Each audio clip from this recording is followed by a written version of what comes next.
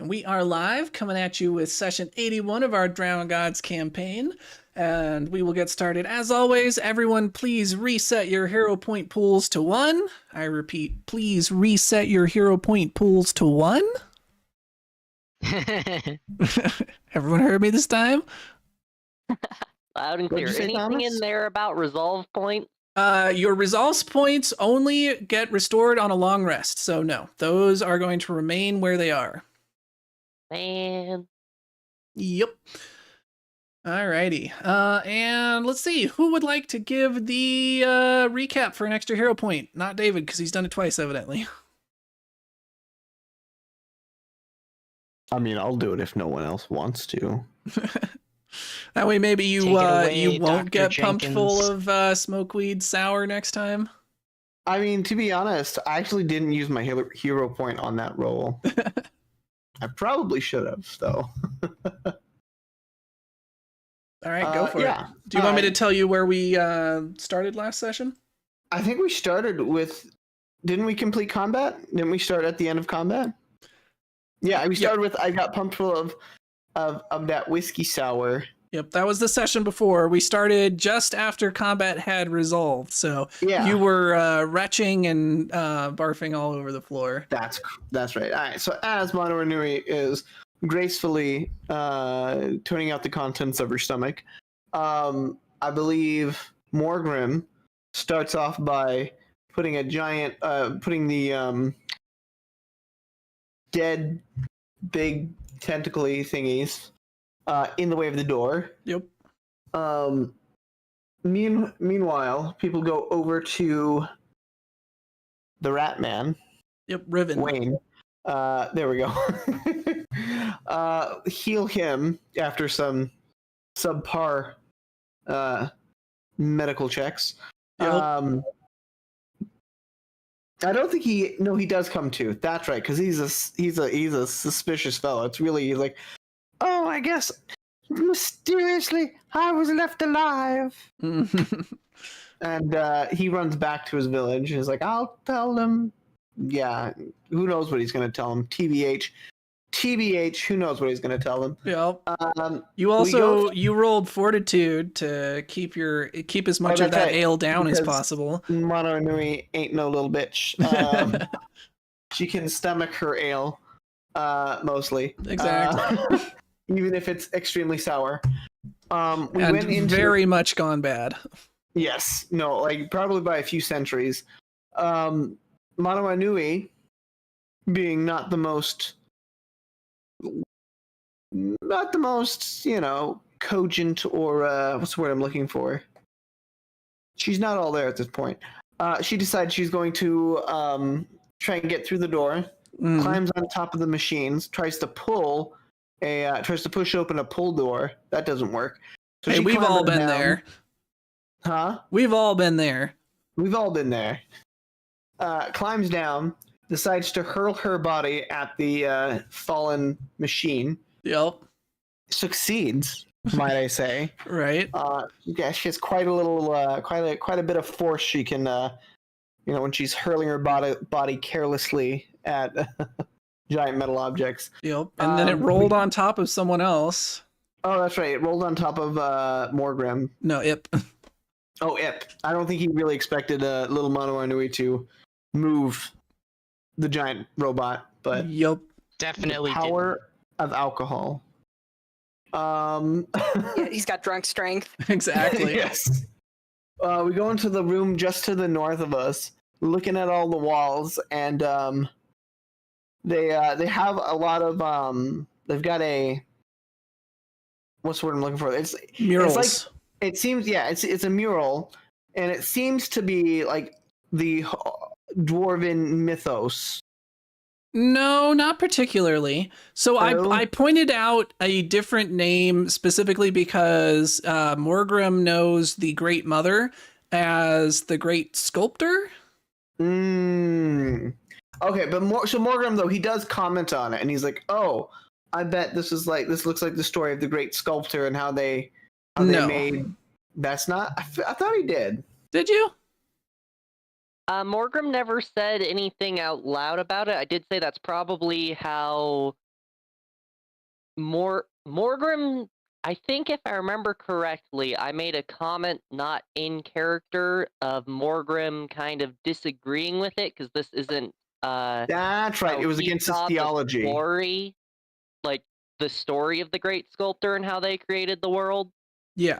I think again one of the larger things is also, there was no dwarves in it, so Morgrim Yeah. took that as evidence enough. 0 out of 10. Not enough dwarves. Exactly. But you would have also very much recognized that the constellation in the mural you would recognize as the Great Coconut Tree / the Great Mother. That's right.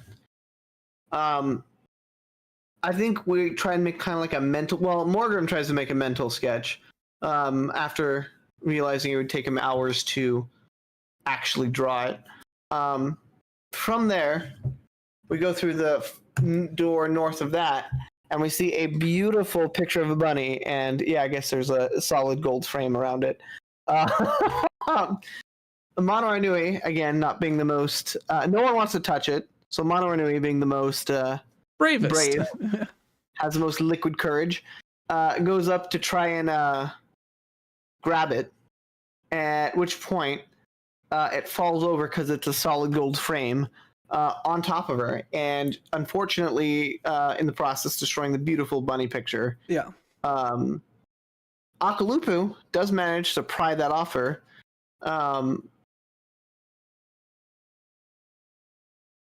Did it break the canvas? I think it just like smeared the image, right? It didn't break the canvas, but it messed it up pretty badly. Because Yeah. like the solid gold frame thankfully fell around you to the sides, but there wasn't exactly space for an entire, Mono Anui under there normally. So you very much damaged the canvas.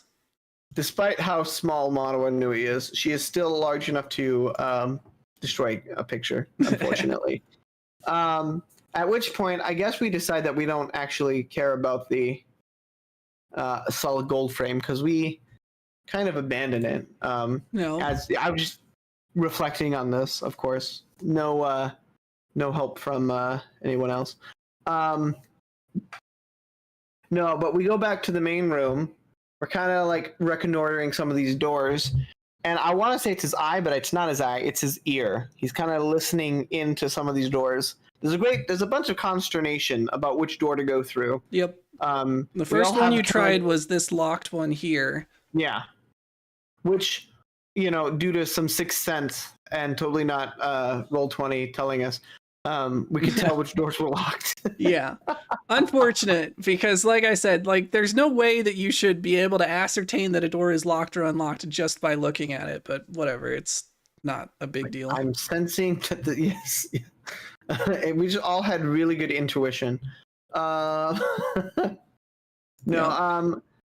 But yeah, so first door you tried to unlock was this one over here to the far left.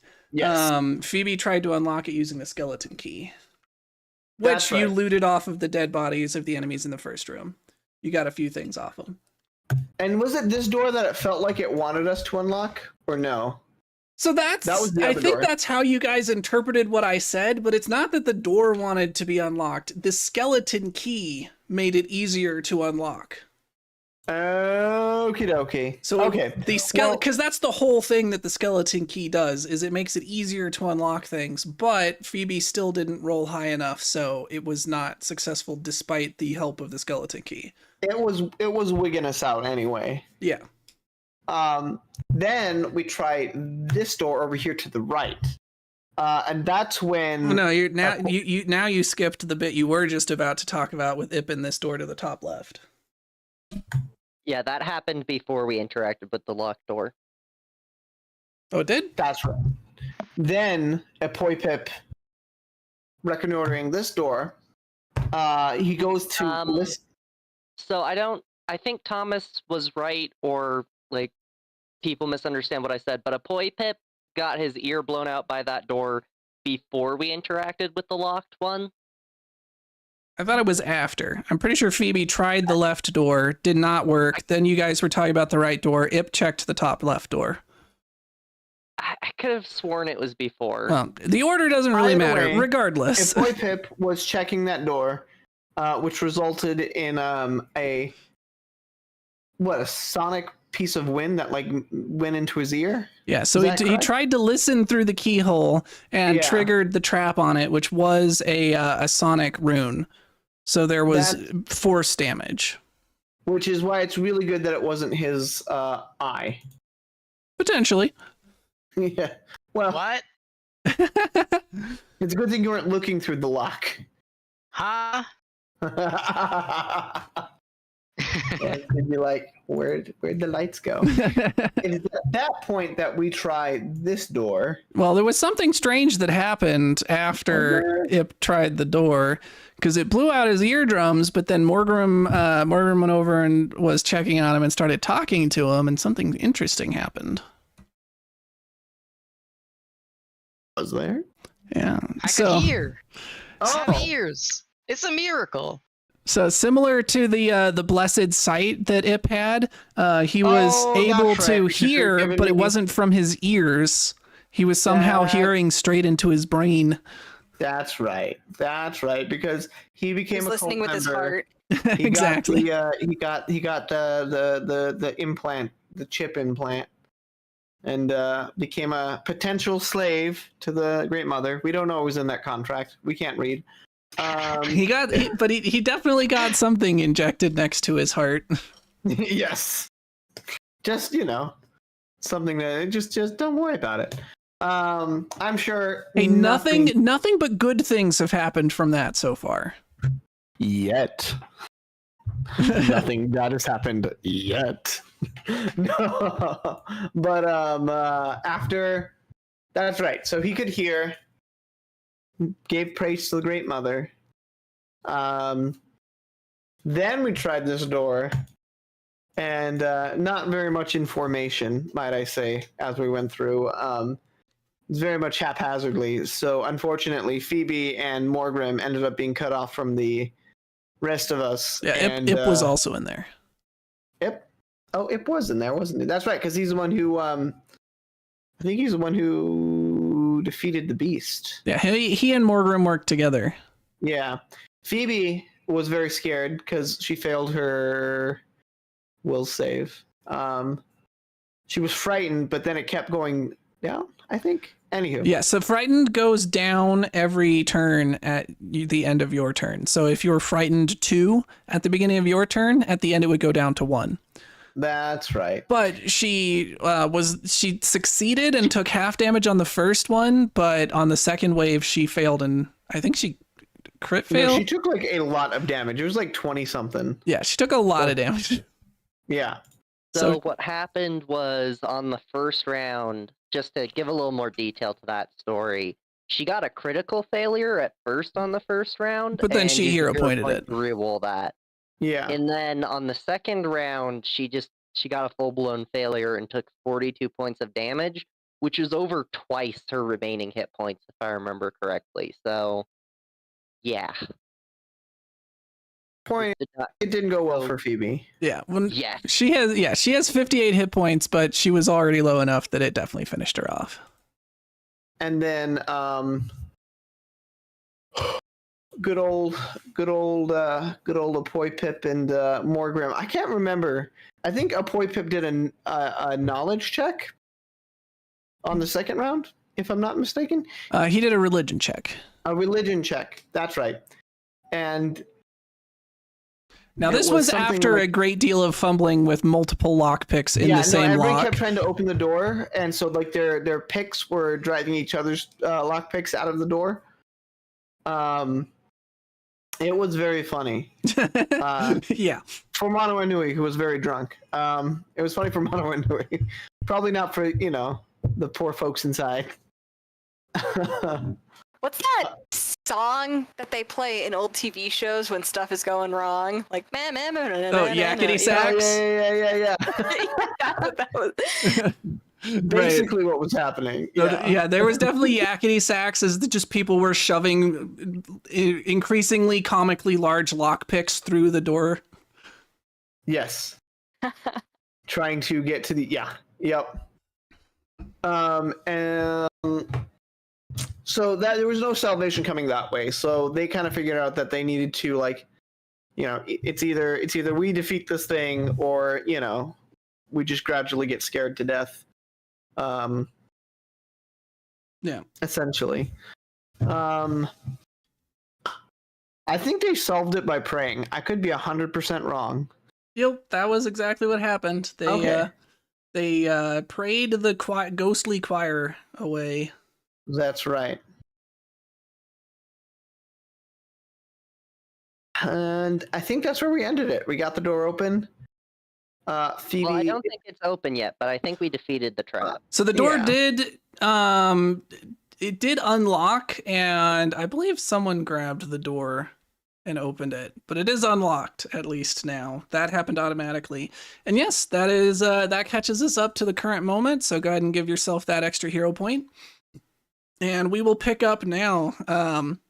The ghostly choir, this pale blue misty presence that had been previously suffusing the room, has been driven away as Morgrim and Ip join forces and channel powerful holy energies and drive the thing away from you, and it recedes into the walls and the floor from whence it came. Look at that thing. Meanwhile, Phoebe is still lying on the floor next to Morgrim. Her eyes are rolled back into the back of her head, showing only the whites, and she is foaming at the mouth.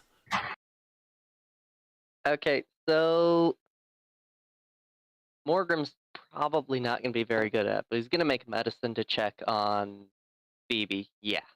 All right, roll it.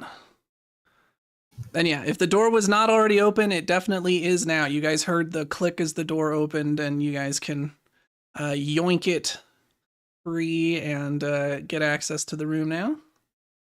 Yeah. Oh, so one thing I should point out, actually, I finally got around to it. This is Manawanui's new token. Anna sent this to me like a few weeks ago, and it's taken me until now to finally update her token.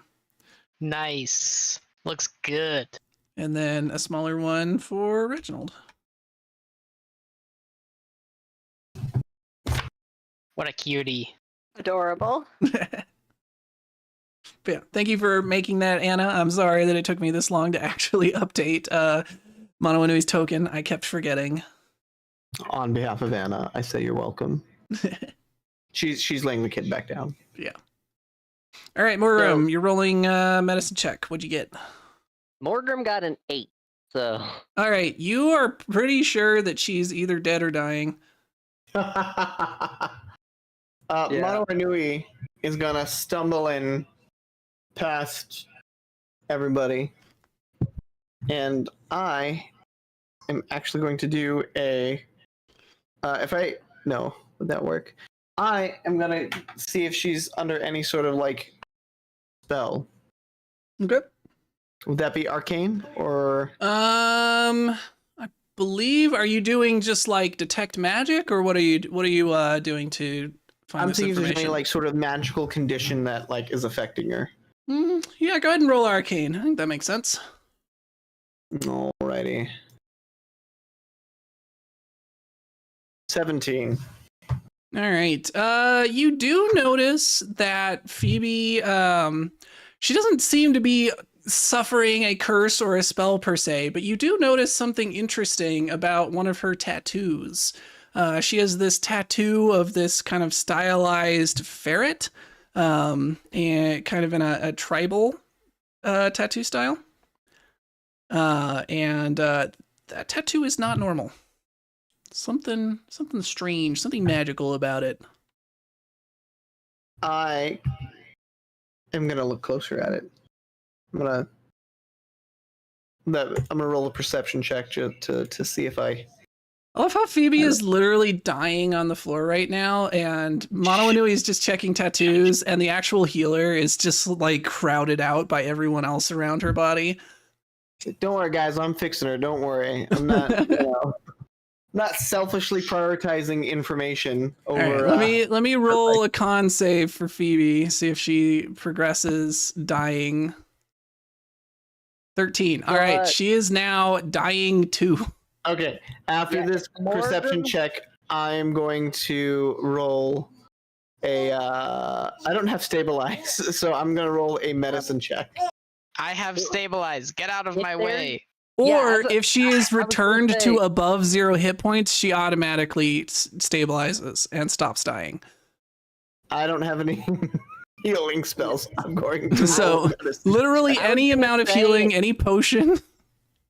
Yeah, I was gonna I say have nothing, okay? I was as gonna say I might as have a soon potion. as more, None I of was you gonna have say- healing potions? I can I- do this. I have a healing potion, but you can heal her. I got a 16. Yeah, as I was just waiting for it to kind of seem like enough time has passed, but after Morgrim's done his, quick medical check just to confirm how bad it is, Morgrim is gonna try and get a Pip's attention and move out of the way and You'd be kinda like, get yeah, guys, a she's Pip dying. in there. Like, healer, please, my friend is dying. Okay, well, let's resolve Monoanui's action first. What did you do, Monoanui? So before I heard that she was dying too, I rolled a perception check and got a 23, and then I rolled a medicine check and got a 16. All right. After I'm sure I saw Ip, some would sort you of like to slap indication. Monoanui's hands away? Yes. All right. So your perception check. What are you trying to find out? Oh, I'm looking at Like that you already tattoo, know man. it's a magical tattoo. What more are you Well, trying to how do I find know out? It's a magical tattoo. Because you What- rolled Arcana, and we're like, huh? I'm detecting some unusual magic coming from this tattoo. Was there anything visibly that I could perceive about it that would be odd? That if Phoebe were conscious right now, she'd probably be weirded out about you staring at whatever part of her body the tattoo is. Well, don't worry about it. All right, so He you said it's a then. good thing she's unconscious then. All right, so you then go in with the intent to heal her. You would have definitely made things worse considering you are still inebriated, and yeah, that would not have gone well. So you get your hands slapped Don't worry away. about it. Yep. Okay, I cast Stabilize to stop anything bad from happening anymore. All right, she is now stable. She is no longer foaming at the mouth, but she is still very much unconscious. Okay, and I will administer one of my lesser healing potions.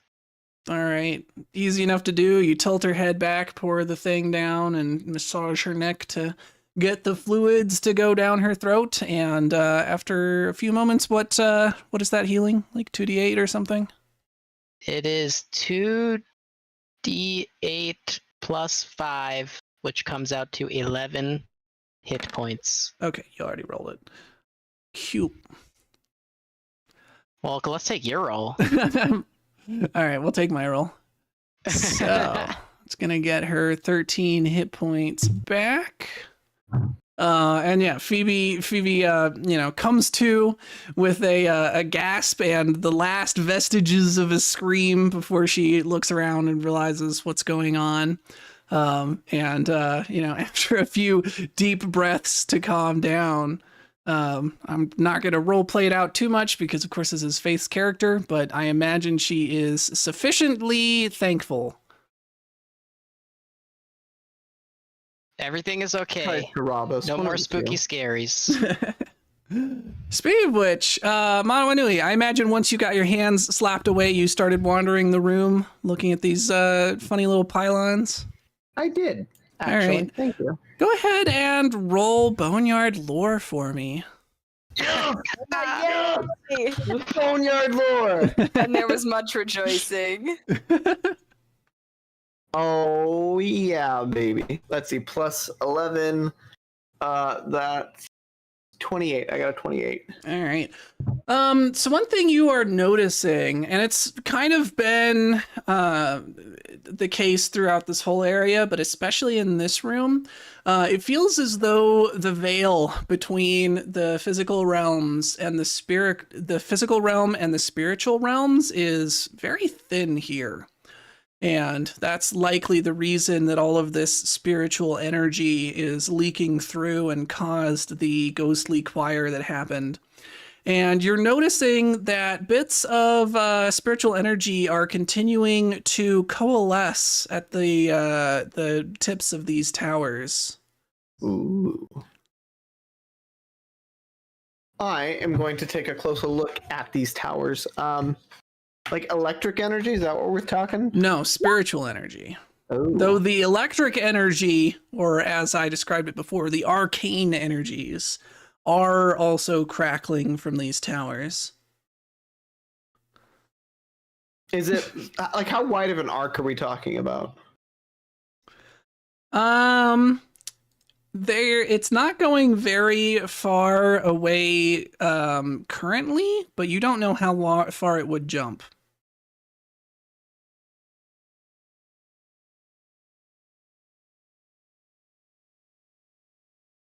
I am going to get a little closer, and I am going to do. All right. I'm gonna do A little perception closer, as in a foot away, 5 feet Like, away, 10 5 feet feet away. away. All right, go ahead and make a reflex save. Lame. Lame. All right, 22. All right. There's a little bit of a jump toward you as you kind of like reach toward the pylon, but you jerk your hand backward rapidly and you seem fine. Though you What if are I'm- feeling, the hairs on the back of your neck stand up as you're close to these towers. What if I reach out my other hand, Your left hand? my left hand? The You bony can hand. you can certainly try that. I'm gonna try that. All right. So you reach out with your left hand, and it seems to be much less attractive to the energies crackling from these towers. I'm gonna move it closer. I'm gonna see how close I can get. All right. You're able to touch the tower, and actually, it's fine. Do I feel anything? You feel a Unlimited slight power, maybe. no. But you do feel a slight humming, like a slight vibration coming from the tower as you're touching it. I am going to cast.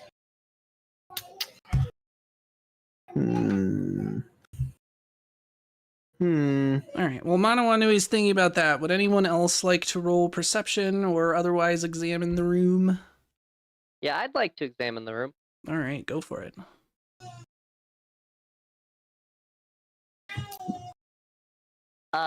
30 to examine the room. All right. So you've already looked at the towers. You've gathered that at least some parts of them are made from metal alloys that you are not familiar with. However, trying to approach the towers didn't seem to go super well for you, so you had decided to back off. Otherwise, there's, obviously the spirits are able to pass through solid material, so it was not a gas despite the looks. It doesn't make sense that anything, even in a gaseous form, could have passed through. The stonework on this pyramid has always been something that has been somewhat amazing to you. The stonework is made entirely without mortar or any other materials between the stones. Each stone is like perfectly precision cut to fit against the other one in an exacting manner, which is very impressive. One thing you do notice, however, is there seems to be a very odd and out of place. What's the opposite of a protrusion? Divot? Yes. Is it an intrusion? I don't think so. At least I've never heard that word used that way, but it is possible. Depression? But yes, a depression would be a good one. Area. Depression. Yeah, depression would be a good one. But yes, right over here in the bottom left of the room, there is an odd spot that is not as uniform and smooth as all of the rest of the stonework. Well, Morgan would like to go over there and examine that. All right. So coming closer, you look at it, maybe trace it with your fingers, and it seems to be shaped like... Help if I actually pulled up the right part of my notes. Let's see.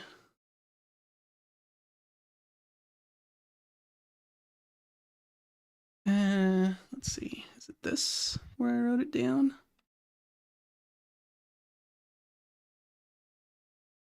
It's shaped kind of like a how to describe it.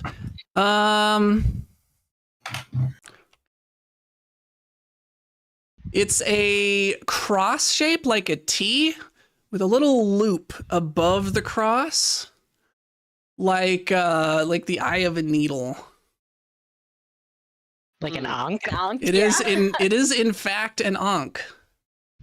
Yeah, You guys wouldn't know what that. exactly. That's why I did not just say shaped like an ankh, because none of your characters would know what that is.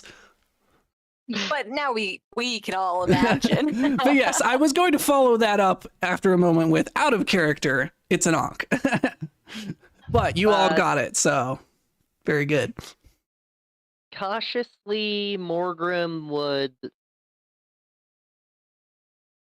like to see if there's like any indication that this would move in, because he can tell everything's like pressure fitted together. Mhm. He's gonna see if there's like any indication that this is loose enough to be pushed back or pulled out somehow. So you kind of start examining the edges, and in fact, it does seem like this section of wall is designed to move, and that perhaps this is some sort of Resident Evil style puzzle where you need to put an ankh in the ankh-shaped depression. Okay, that's neat. So it kind of looks like... Oh, hey, Morgan's gonna check and see if there's any metallic or like different colored stone dust from something being put in there, like materials would scrape against the wall if it was close enough.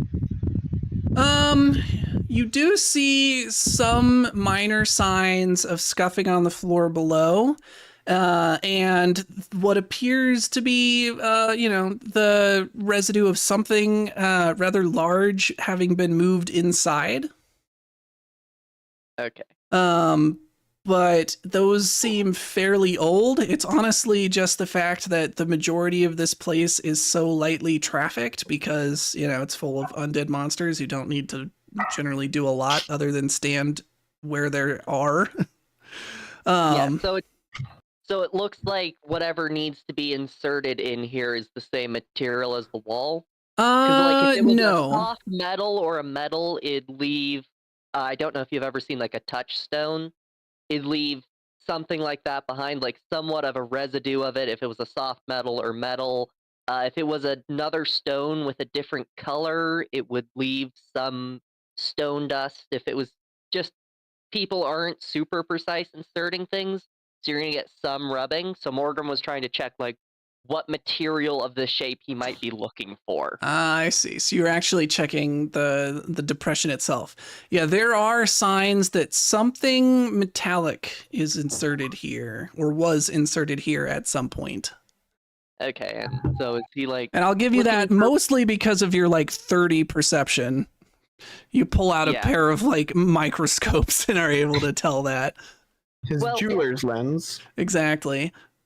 It's humans who need the jeweler's lens. Dwarves can do that from across the room without it. Right, exactly. No, the dwarves, they can tell the ferrous pyrite from the gold just at a glance. Yeah. So is he looking for a gold or like... I assume he knows sort of what material he's looking for. I'm just curious whether it is just like a straight up gold ankh that we're supposed to put in the wall here. It does appear to be some sort of golden object, presumably ankh-shaped, yes. Yeah, well, that makes Morgrim excited. There's a lot of spare gold and other neat stuff around here then. Yeah. Morgrim, if we went back and got that golden frame, do you think you could fashion an ankh out of it? If we want to be here for like at least 4 hours. Not that I really have anything to make a fire hot enough for gold, though. Like, we'd probably have to go back to town. I don't know if you asked that in character, so I'm answering out. Yeah, in character. Well, your character doesn't know about this yet, I presume. You haven't searched. So you haven't seen this thing. You just know Morgrim's poking around here. Okay. We'll assume that, you probably were muttering to yourself at what you were discovering, and Ip could have walked up next to you. Okay, yeah. So in that case... Depends on how secretive Morgrim is, because that would not fly if it was Mono Anui. Yeah, if it were Manawa Um, Nui, no one else is knowing about that. She's covering it with like Guys, some don't sort of worry sheet. about it. Morgrim's a grumbler, so yeah, you probably heard some stuff about this. Probably a little bit about probably a little bit of grumbling along the lines of something like, it's not such a big deal that this stone's so pressure fitted, like totally unimpressive, yada yada, that sort of thing. Some other stuff. So yeah, probably you guys have a fairly good idea of what Morgrim has found. Well, in character, I'm gonna bug you about being able to make it, because I don't know how a forge works. Very true. Morgrim will stroke his beard and say, not in any sort of time frame that we'd be reasonable at, and also we'd have to bring it back down to the forge, although I do have to admit, working such a large chunk of iron, well, gold is tempting. Hmm. He'll, just in case we decide to do it, he's gonna take out some tools and start measuring the depression. Okay. Yeah, so you probably do like a quick charcoal rubbing, and then I don't know. I would assume you have some sort of dwarven equivalent to like a pair of calipers to get some basic measurements.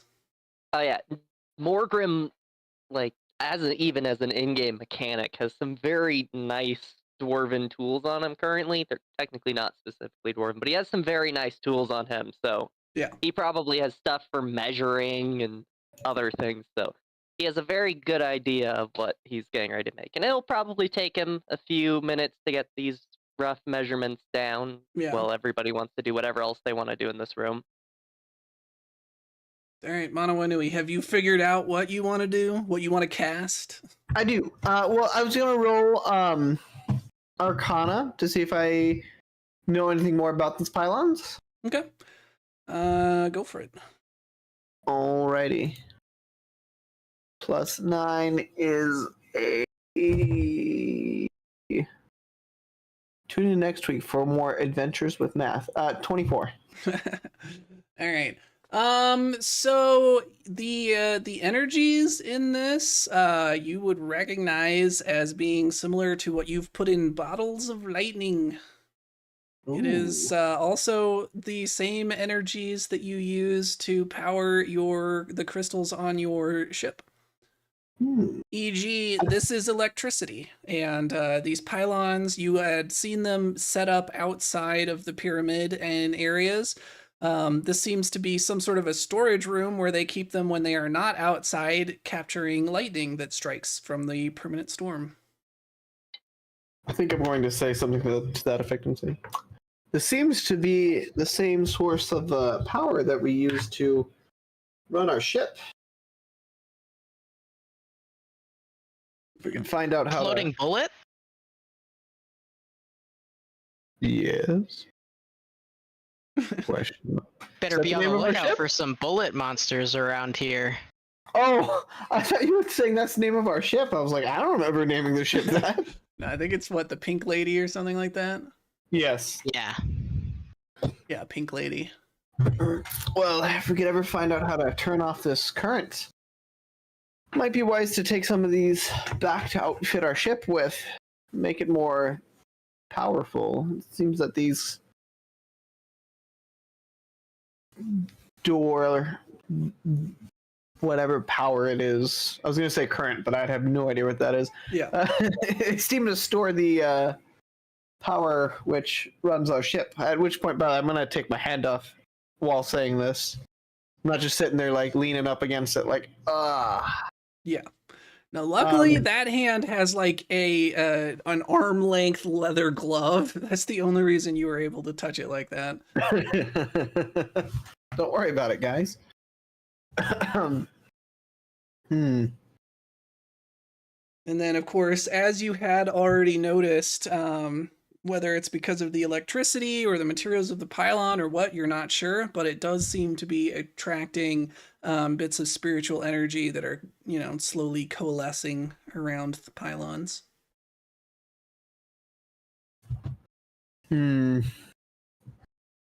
seems to be a bit of spiritual energy. Be interesting if, not that I would have wished young Phoebe to die, but I don't know if we'd be quite as out of luck as we might think. There seems to be some sort of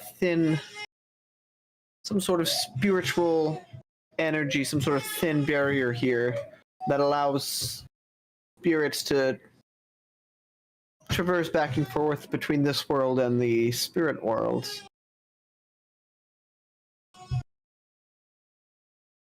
Not that I'd know anything about that. No, of course not. You say spirit world? Indeed.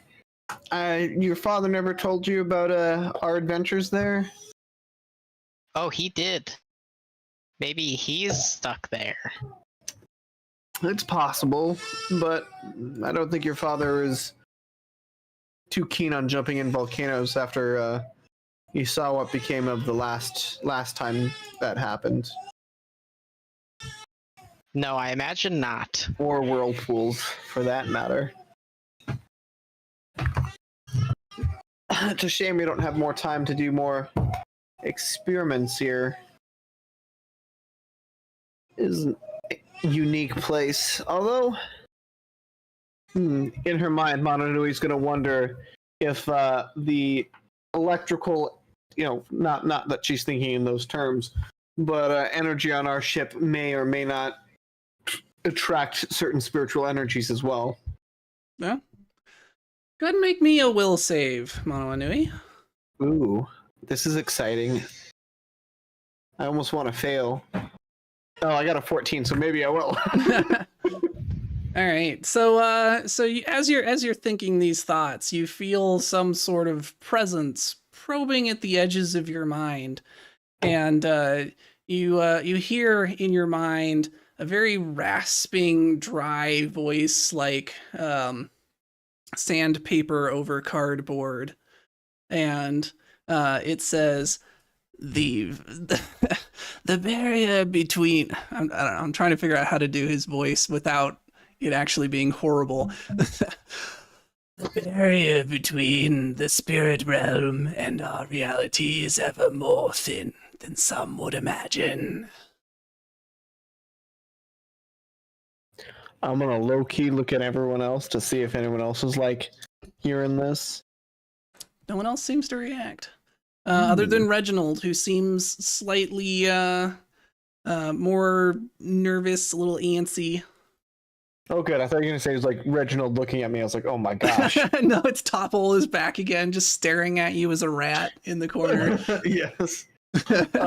He brought Chi-Chi back just to torture you. Just to torment me. I believe it. It would not be past him. But no, this does not feel like Topple. This feels like a very different presence. Thankfully, a significantly less powerful feeling presence, but still, thank God. Someone who is able to, break through your mental defenses. I'm going to think, is that so? In the most cool as a cucumber voice I can think in my brain. All right. Trying not to belie the fact that I'm a little freaked out that somebody just spoke into my head. Yeah. Perception roll? Sure, yeah. If anyone would like to roll perception or... No, I was saying deception for Mono for Mono Anui. Good point. Yeah, go for it. Let's see how convincing you are. Let's do it. What's my deception? 8. Okay, so let's see. 23. All right, you're fairly convincing. If anyone would like to roll perception or diplomacy, though, to see if they notice, people are welcome to do so. Morgrim's a little absorbed in what he's doing currently, so I'll pass. All right, well, you are cool as a cucumber then. Nobody notices. Nice. But there is no response. Interesting. I'm gonna try and thinking the exact same thought again and see if anything happens. Still no response. I wonder how one would pierce this veil. Da, I da, think in my head. Da da da. Noted silence. Sad day. All right. Well, after that, I'm going to step away from the. And we'll assume that this has taken probably 15 minutes for everyone to really check out this room. So I'm going to give Phoebe her stamina points back. Okay, so I figure that's more than enough time for Morgrim. So Morgrim is going to try to recall the last time he was in the pyramid. From the way this kind of lays out to the outside, and considering I'm the one who made the crack in the room with the mushrooms, right? Yeah, no, you would definitely remember that you proceeded through the door to the south. Yeah, so Morgrim's gonna try and remember some details of what's in there, and also what sort of resistance was in there last time, and also does Morgrim remember this screaming spirit trap from last time he was in here? You remember the pylons. You do not remember the screaming spirit trap. And you remember that the next room to the south of you was a hallway. I don't believe there would have been any resistance in there. Okay. Past that, there was another door further south that led to a storeroom full of materials that you were quite interested in. And then to the east side, or no, the west side of the hallway, so the left, that was the room that you ended up trapped in after you were chased by a great deal of undead enemies from multiple directions, and eventually blasted your way out. Okay. Side note, did So- you say we could spend a resolve point to restore our stamina? Yeah, if you want to, it's been 15 minutes, so you may spend a resolve point to recover your stamina. Big win. Love it. Oh yeah. Now that's the nice thing about the stamina system is, several times throughout the day, you can take a 15-minute rest and get a whole bunch of, health back. So it allows you to be a little bit more aggressive and take multiple combat encounters without, very rapidly draining all of your healing resources. Morgrim, after finishing jotting down his notes and measurements in his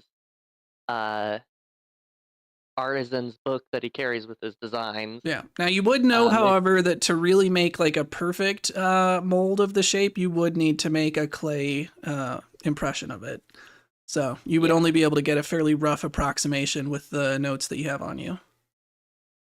Yeah.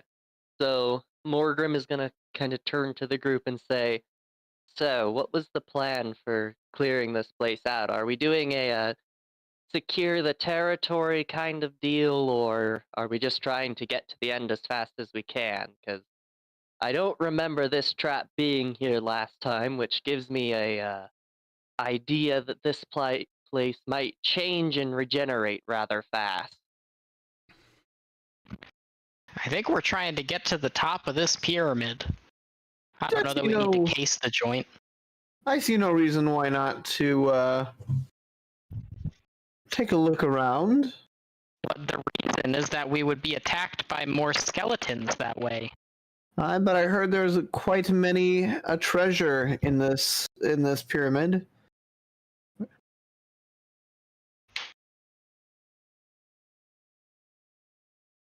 Or at least that's what our good host informs me. Yeah, of great note, one thing that you were told was in this place was old nautical charts that might have information about the island, the sea around here, including potentially the location of the Isle of Ice and Fire. Or the One Piece. Or the One Piece, very true. Of course, you have to get all the poneglyphs for that, so... that's the, multiple arcs as you go against the different emperors of the sea. Yeah, we don't have 1,000 episodes. We're close. Not yet. Right? We're at 81, so we're making our way there. We'll have to do something special for our 100th. We should. So in that case, Morgrim is going to say, well, if we're undecided, then I at least am interested in revisiting some rooms down the, he's going to point at the south door, down that way. Of course, don't know how far we want to go, because that does eventually lead to the room that we got a view of from the outside, with all those mushroom creatures and air that hardly looks fit to breathe, even for a goblin.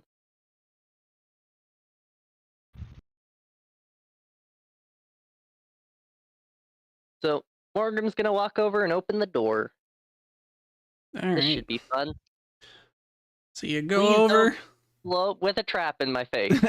You go over, you grab the handle on the door, and it in fact does not explode. The door swings open easily enough, and you can see ahead of you a rather plain-looking hallway.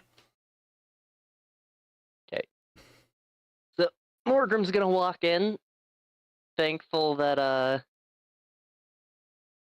he did not, electrocute himself, blow up, open a pit of snakes beneath his feet. Get stabbed with a poison needle in the hand. Yeah, any number of Yeah. things. I like to think that that's just like a dwarven prayer. Like every Yup. So you see directly across from you is another door, and then with your dwarven eyes, you would see another door to the far left. Okay. So the door right in front of me would be the one leading to the supply room, correct? Correct. Okay.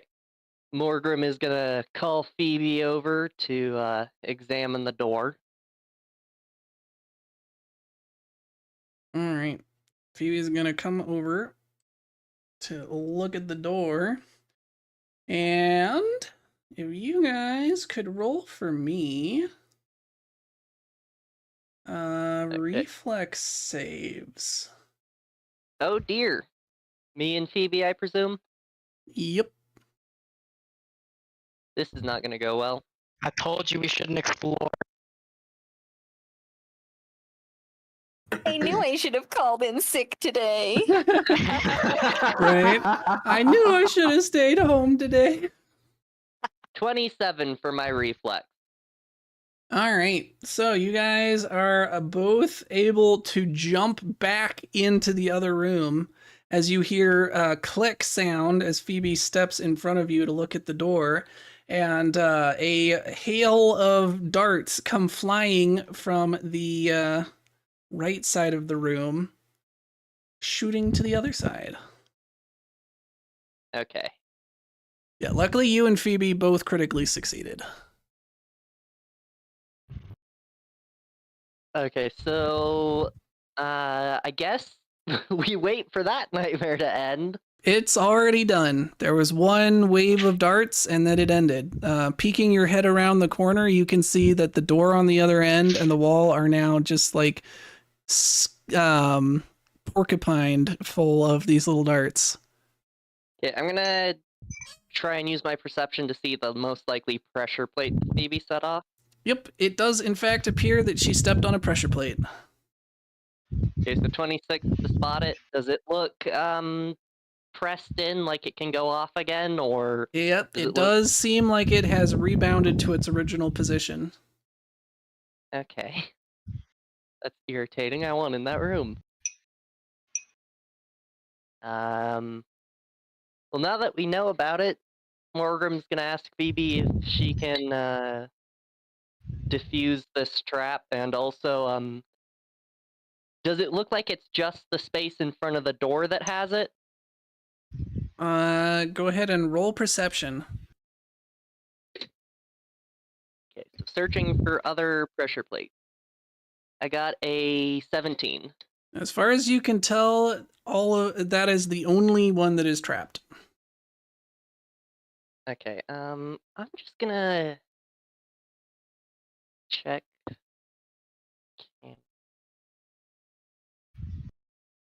I think this was a fortress shield one. Well, I mean a tower shield one.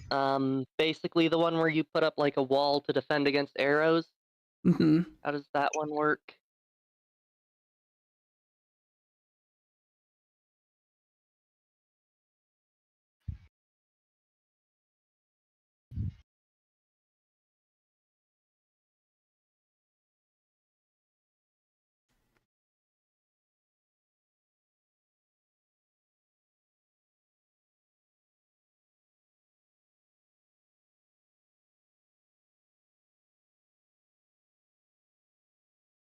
Should I drop off? No, David is trying to find something. Oh, cool. I don't know where it is and I can't find it, but I think I can use my shield to provide like full cover from ranged attack. I was kind of like gonna set up a shield wall to the direction I saw the arrows coming from and walk in and try and get that in front of the square, like next to the door. That way, if Phoebe does set off the trap while working on it, I can block the arrows coming at us. Okay. So you're gonna go over here then? Yeah, that's what I'm trying to do. And like as I'm walking across this room, I'm like holding the shield to provide cover All right. against. How do I ping? Yeah, the direction the arrows. Just click and hold. Yeah, over here. I'm gonna go to here doing that, hoping I don't get impaled by a hail of darts. All right. Well, as you are stepping from here to over here, you do hear another click, and let's see. Go ahead and give me.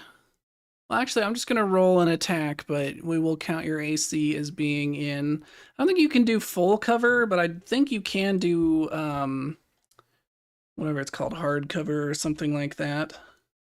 Yeah. And it's with my shield raised and everything. Yeah, so you will have very high AC for this. But especially while you're moving, you can't have full blocking, even with the tower shield. Yeah.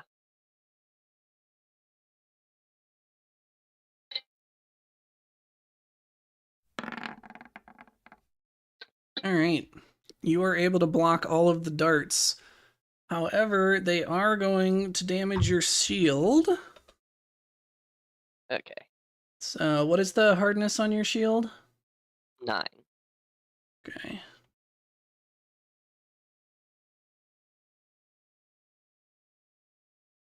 We'll say it's half damage in this case. We'll do.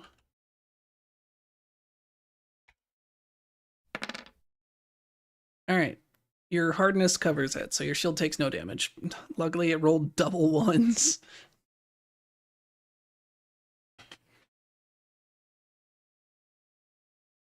Yeah. So, at least we have some more ideas, because I stood here and didn't set it off. Yep. So Phoebe can at least go from here to here and hopefully not set off the plate and get to work on it. But if it does, I can at least probably guarantee we won't die. No. And Morgrim's gonna call in Phoebe to try and defuse the pressure plate again. Okay. So we'll just assume that she's vaguely, like, more or less just on the pressure plate / slightly next to it. So that sets it off again as she steps over there. So let's roll damage on your shield again. Oh, not plus 45. Jeez. Help! Plus 4. Oh, wow. It rolled way worse this time. All right, so your shield takes 9 points of damage. Okay, that's very manageable. Yeah. Hopefully. Yeah, Depends on how long we're here. Right? Please, Phoebe, Because you've don't got keep setting it off while you 24. defuse it. Yeah, you've got 24 hit points. Break threshold is 12, though. Because this is a fortress shield, and also because of a few of the enchantments we put it on, it's actually 76 hit points with what would that be? 38 break threshold. Oh, why didn't? Oh, that's just showing the basic stats. That's not showing its actual current stats. Yeah, it's 76 hit points, 38 break threshold. All right, much better. We did do that. Okay, so let's go ahead and get a thievery check from. I'm definitely not looking at Phoebe's character sheet. I just scrolled down and was like, thievery, -1. That's not Phoebe. That's probably me. Not gonna lie. Yeah, I think that was you. All right, 27. Will that do it? Yes. All right, so she disables this trap, steps off it, jumps back on. Nothing happens. So the particular pressure plate directly in front of this door seems to be fixed. However, as you were moving, you did trigger it from a different pressure plate, so you know there are more than one in here now. Yeah, Morgrim is gonna try and coordinate. Morgrim's gonna look around for other pressure plates again and see if he can find more, and also he does know where the one he set off is, at least, right? Yeah, I'll give you that. It was right here. Okay. All right, what's your So- perception bonus? It's 11. Okay, I'll go ahead and roll that. 1d20 plus 11, because I'm actually supposed to roll these. I just keep forgetting. All right, so you definitely identified the one there. And there seems to be another one here and here. But that's as much as you're able to figure out. If there are more, you are not sure. Give me 1 second to look something up. I want to check. So Morgrim is gonna motion Phoebe out of the room. All right, she exits.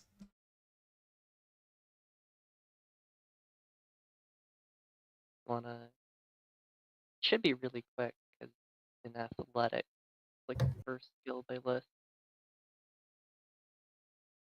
Okay,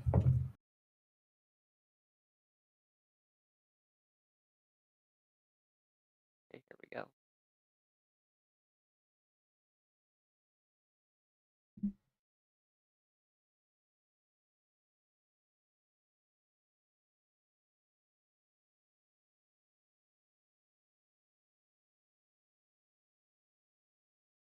Okay, what's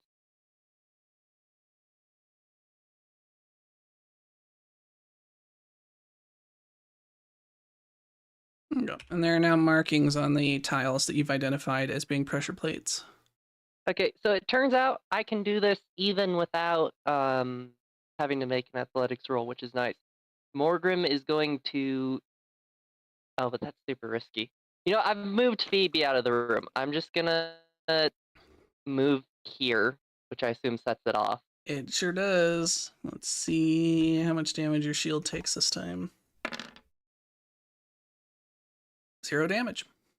Or no, because there's the +4. It takes 4 damage. Okay. And then I'm going to move here.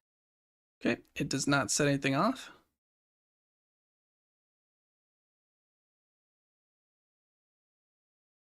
Okay, so that makes this tile safe for Phoebe to work on, and Morgan's going to call in Phoebe to do that. All right, come in. Go ahead and roll her thievery again. That's at 22, which I believe was enough. Let me see. Yep, that was enough. All right, so she is able to disable another one of these. Okay, then Morgrim's going to move here. All right. That sets off the traps, so I actually forgot that they need to roll attack because they can potentially hit you. Let's see, what was Scary. that? 18. All right, they rolled low again, so does not hit you, but your shield will take No damage. So that's another one we've identified. Yep, so she'll come over here and go ahead and roll on this. 24. All right, that one is now disabled as well. And this should also let Phoebe work on that one just below her safely, correct? Or no?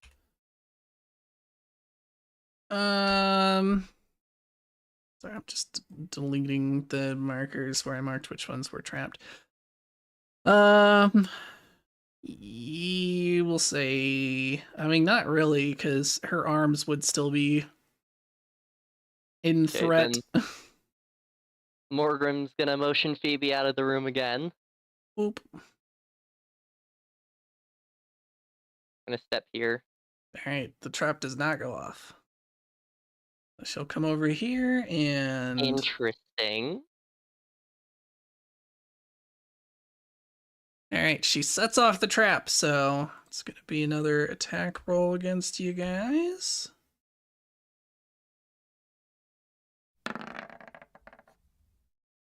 A good thing this thing is rolling really badly. All right, to put your shield, we'll take 4 points of damage. Okay.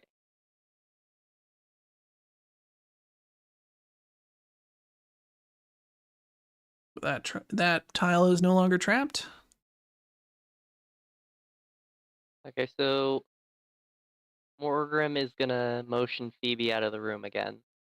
Phoebe is going to be like, let me just disable the actual trap instead of every single tile in this room, you nincompoop. Okay, I didn't know if that was possible because it could be deep enough in the wall and it could just be arrow slits. I'm thankful Phoebe with the trap knowledge thought of that because Right. I don't have the trap knowledge to look at this and know it's disableable from the front. Yep. All right. Phoebe rolls a 21, and she is able to disable the actual dart part of the trap. So, Yay! she says, Clever but stupid at the same time. Yeah, That's what I liked am. her ingenuity, even though it was not necessary. I mean, at least we made a safe path there. True. And then real quick, I'll just show you the rest of what was actually trapped here, in case you're curious. I kind of was. Yes, it was what I thought. Yep. Literally just every other one staggered. Okay, so Phoebe never got a chance to examine this door, right? No. Oop, I just Okay. deleted the floor. Help. Please don't tell me it's the snake trap. You fall into a pit of snakes. No. Roll fortitude save as you are bitten 32,000 times. Jeez, help. Okay, so Morgan's gonna get out of Phoebe's way and kind of motion to the door. All right. She's going to dramatically sigh as she blows a bubble in her gum. And then stick it to your armor, walk over, and just like glare at the door. I don't know why I've turned Phoebe into just like a moody teenager. I mean, that's how Faith would enjoy Phoebe as that character. I'm not going to lie.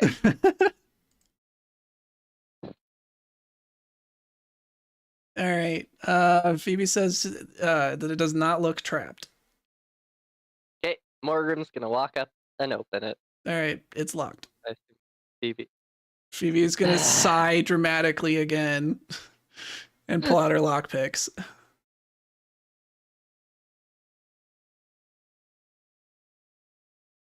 All right. I'm sorry, Phoebe. I didn't think of it. Okay. So 22. She's not able to initially unlock it. Anyone like to assist here? She's already used the one activation of the skeleton key for the day, so. Morgan's gonna let other people handle this because What? as people Yeah, have specifically, revealed, I believe Mako has pretty decent thievery. as I revealed, this is as we accidentally revealed looking at my character sheet. I am not good at this sort of stuff, and as might have been revealed from what I just did.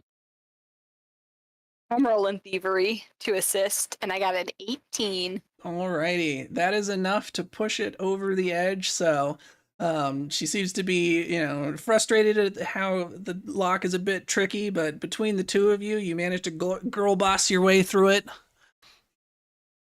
And the door is now unlocked, and you may open it if you so wish. Phoebe's going to stand back and gesture dramatically toward the door. All right, you open the door. Immediately inside, you see there are undead milling around, and you have a light coming out of your forehead, so they see it and turn toward you.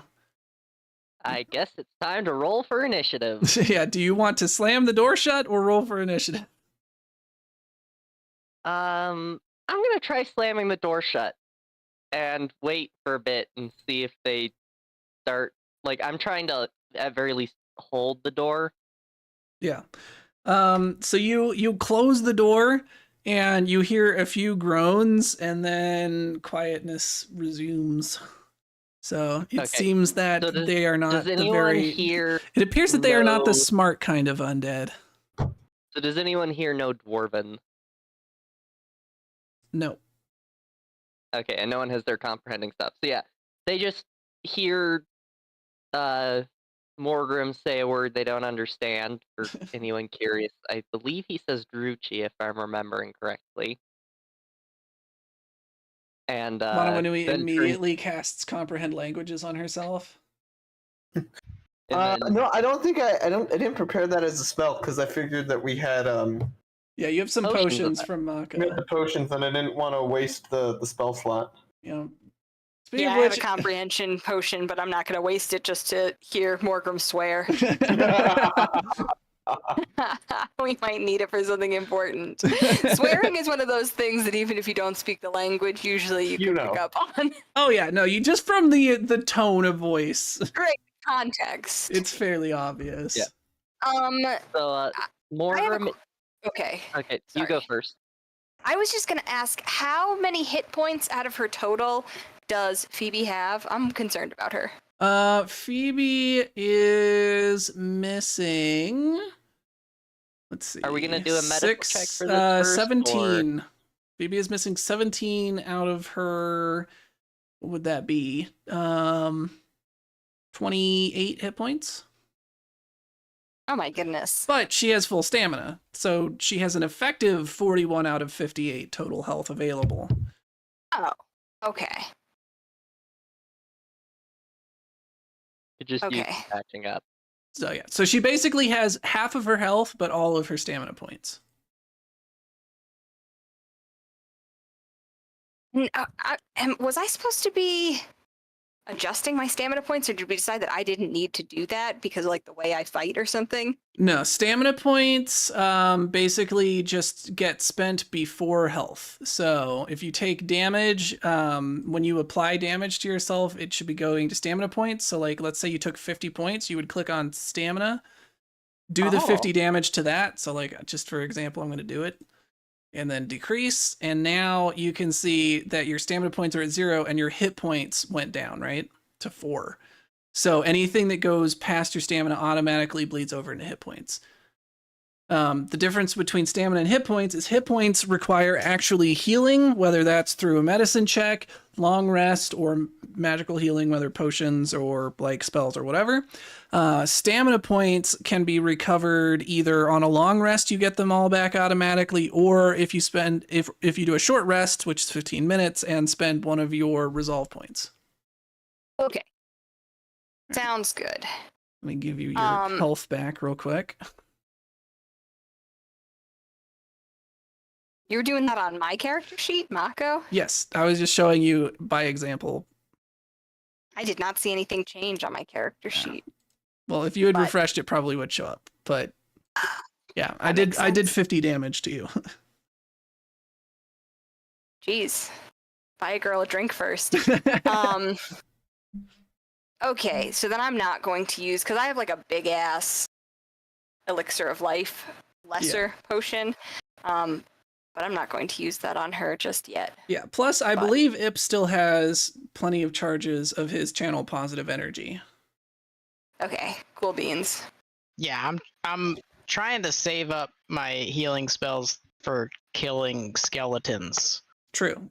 And those do only refresh on a long rest, so you'll have to do a full 8 hours of uninterrupted. Well, for you it's 4 hours, but you know what I I did have to use one of them to save Manawanui.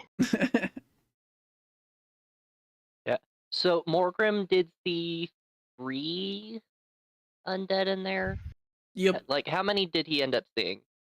You only glanced in very briefly, so you saw 3 for sure. You are not sure beyond that, but you suspect there are more.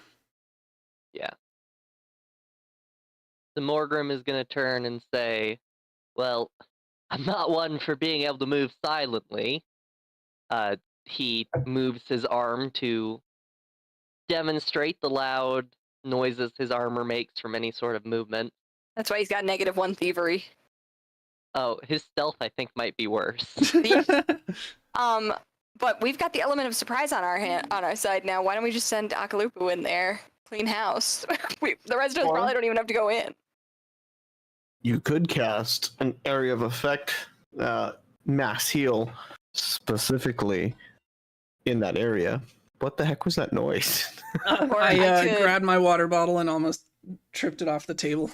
It sounded like someone was like trying to break in somebody's house. No, it was just me reaching for my water bottle without looking and managing to bang it against my desk. Nice. Honestly, I could open the door and throw in potion, and then just close the door again. But did you hear that, Jason? That suggestion that you could do a very specific. Yeah, here's the thing though. I run into the middle of them. I cast my heal. Let's say they all have 1 hit point left. I'm dead. We'll So- save you. So And, theoretically, if you die, we'll get to try out that spirit field back there. See if we can't, get you back in your body. So theoretically, and this is Don't worry just about a it. suggestion, and the GM might strike it down or might not be remembering it correctly. Oh yeah, you don't have a cone version of Nope. It's Nope. ranged single target. Yep. So it's either touch, ranged single target, or an emanation. and when it says what is the emanation, like 30 or something? 30 foot.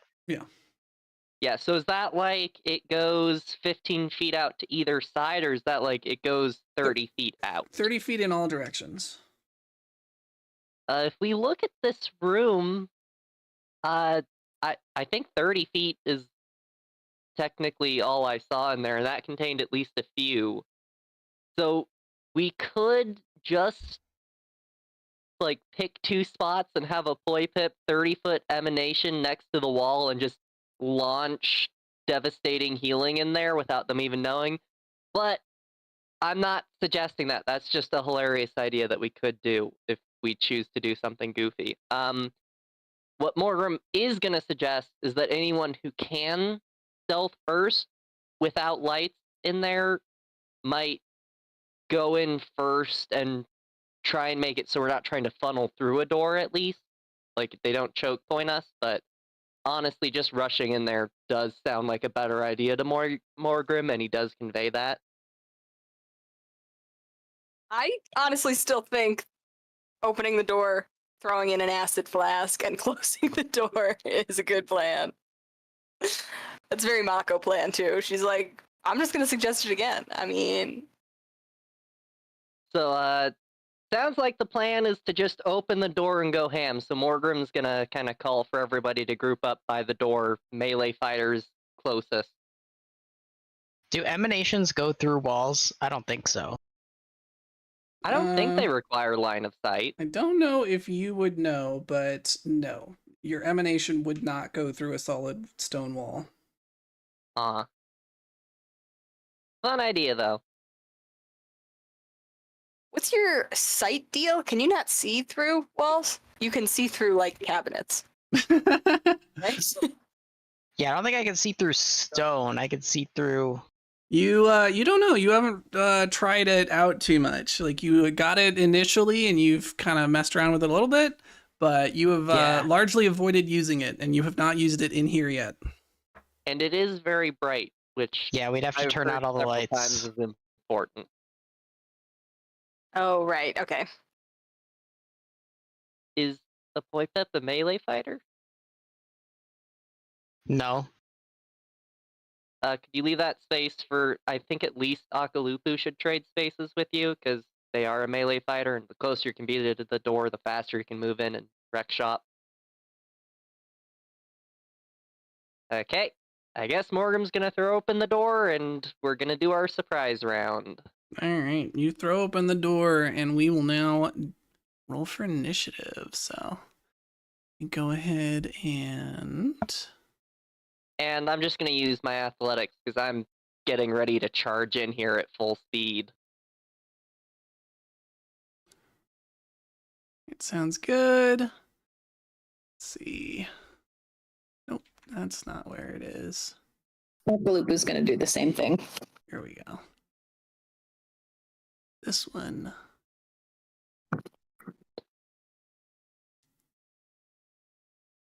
Noise. Okay. Initiative. Can I use religion for initiative because I'm praying for a safe fight? Unfortunately, religion is not one of the initiative options. So. Well, it doesn't matter. It's the same as my perception. Well, then you can definitely roleplay that you are praying for a safe fight. Okay, let's see. Athletics for Morgrim. Athletics for Akalupu.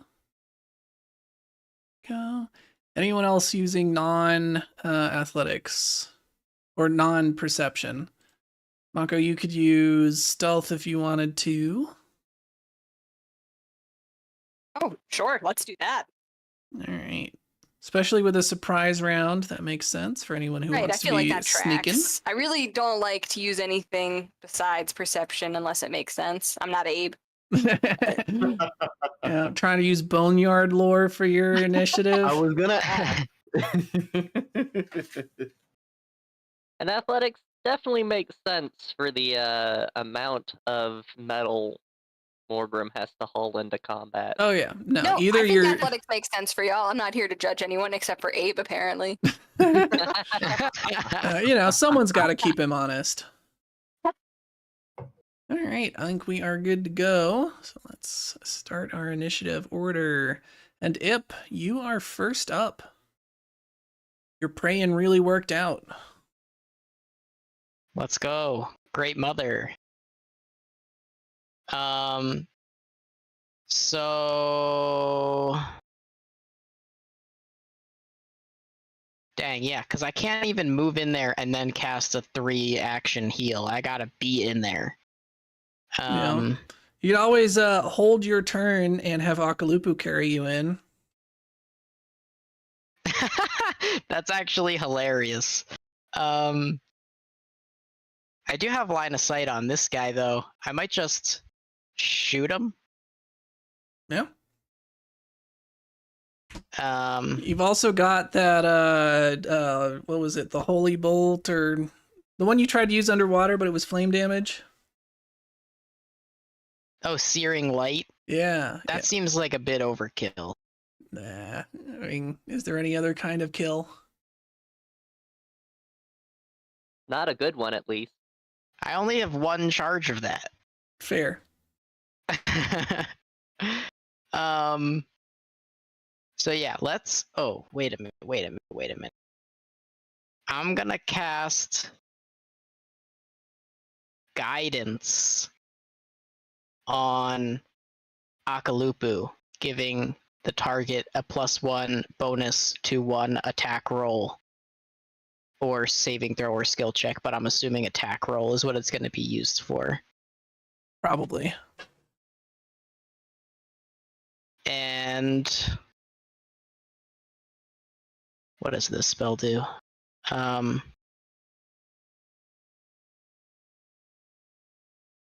Yeah, and I'll cast Shield to raise a magical shield of force, giving me a +1 bonus to AC. Doesn't require a hand, so I can still fire off 1 bolt from my crossbow. All right. Go ahead and roll for attack. Luckily, Morgrum's short, so you're able to just fire over his head easily enough. I got a 14. What's the bonus? Plus 11. So that's a 25. It's not bad. Let's see. In my books, the shortness of dwarven infantry is one of their advantages, because you can fire over their head. Exactly. Why they make such good frontliners. Especially if you have not dwarves as your backline. Yep. All right, so that does hit. Go ahead and roll damage. 2d10.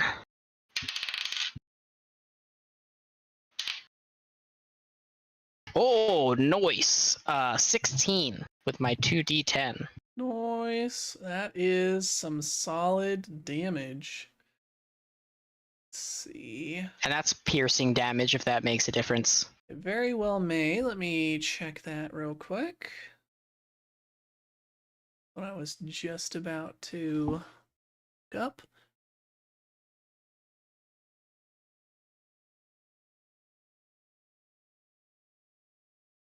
All right. It was, what did you say, 16 damage? Correct. All right. It does take damage, but I almost healed it instead of damaging it. It does seem similar to before when you were fighting those skeletons. It seems less affected than you would normally expect. That's fair. All right, that is the end of your turn. Akalupu.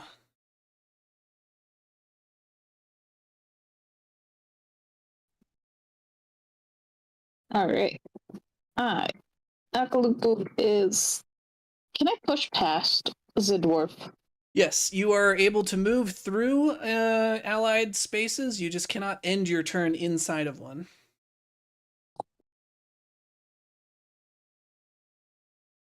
I did not get a very good look through the door before I went, so we're just gonna go for it.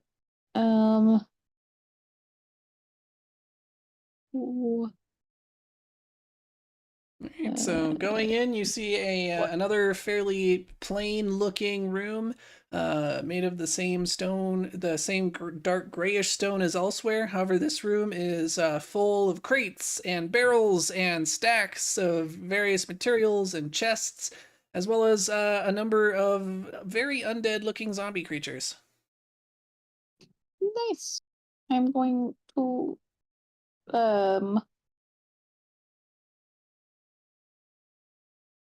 why am I build? I'm going to spend 1 moving, 1 action entering rage. And then 1 action to attack this guy that is next to me. Cool. You gonna use your +1 from guidance? Yeah. All right.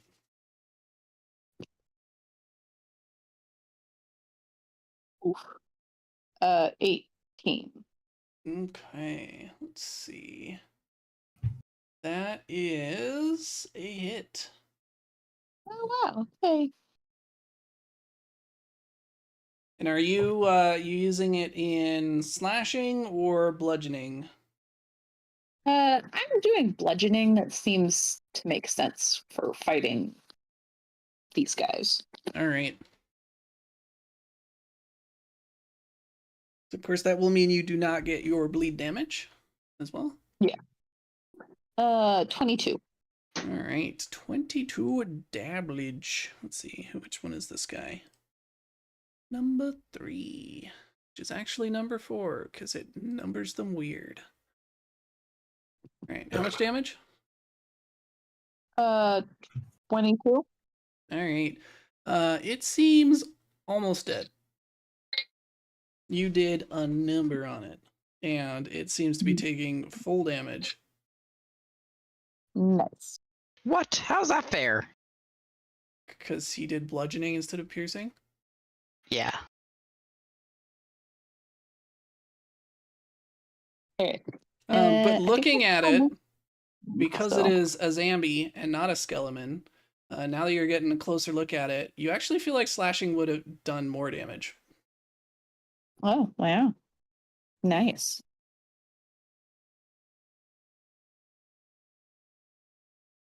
Akalupu, thinking that and realizing that, shifts his hold on it so that next swing will be slashing.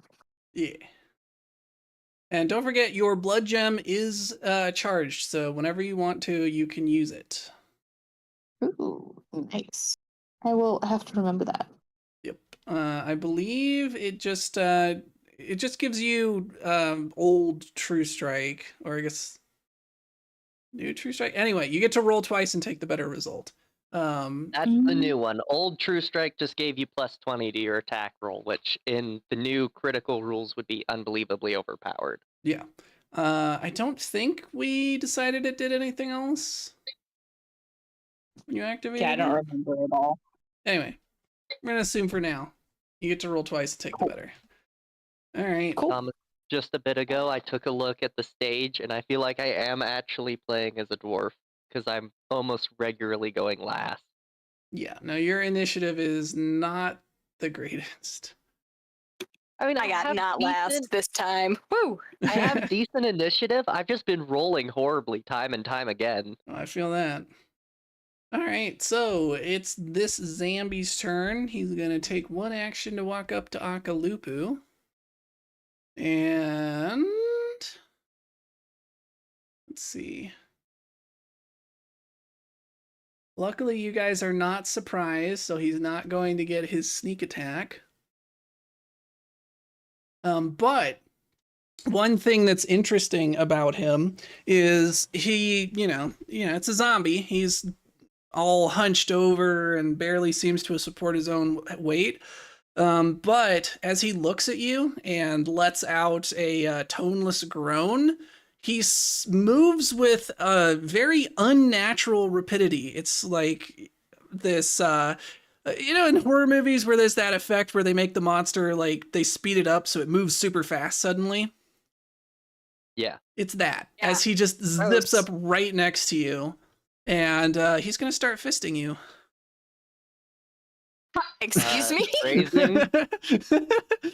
Are we not doing phrasing anymore? Sorry, I I couldn't know help it. phrasing. But his fist does more damage than his short sword, so that's what he's going to be using.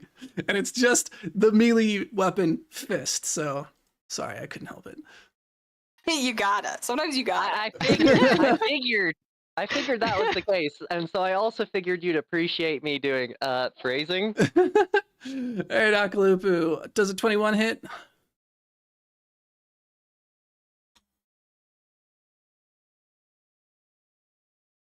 Akalupu?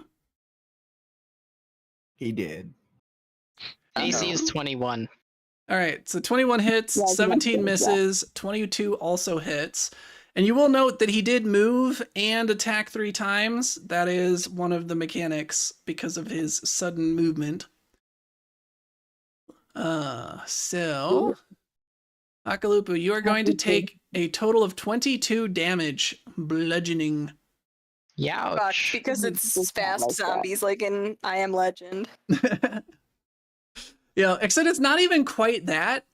Its movements are normally very much slow zombie-ish. It just had this very sudden burst as it zipped over and then went back to normal. So basically, what they have is a thing called Sudden Surge. Gain an extra action to strike or stride, and you can't use it again until after standing still for 10 minutes.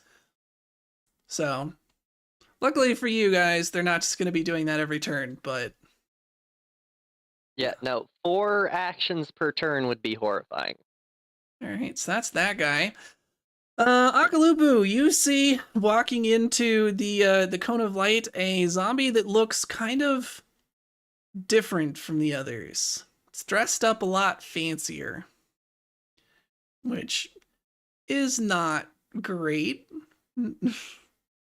necessarily. No, historically, no. If Akalupu has learned if Junior has learned anything, it's that it's not good when the enemies look different.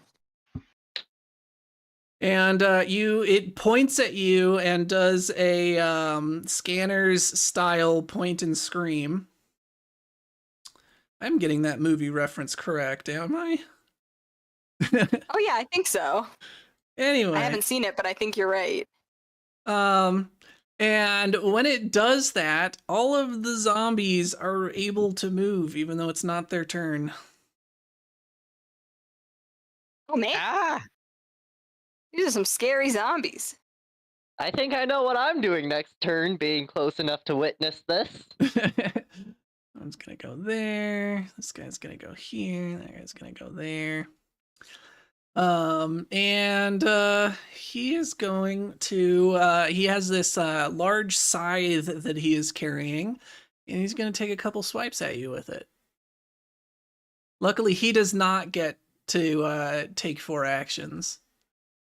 So only 2 attacks. 25 will hit, 10 will not. So you are going to take an additional 15 points of damage.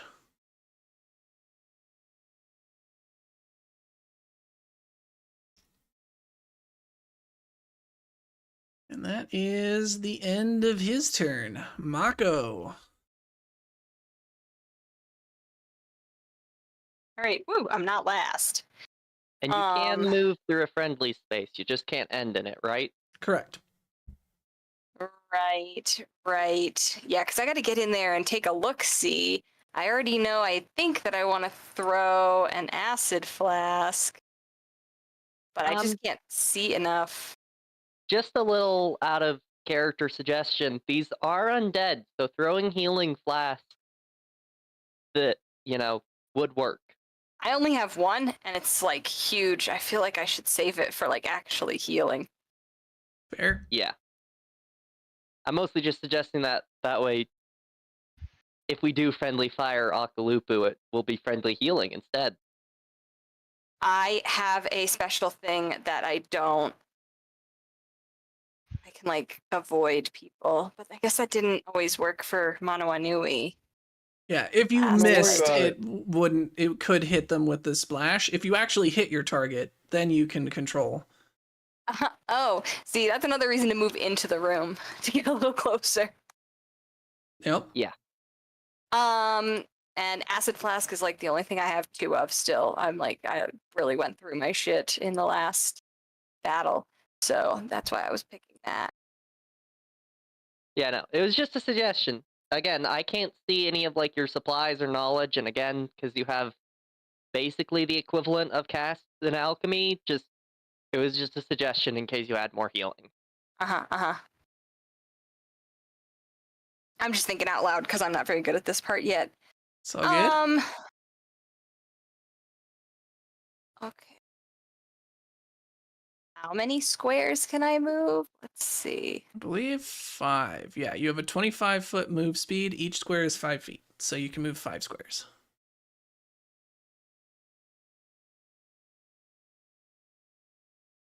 Can't I see? Oh, because So I don't have a light.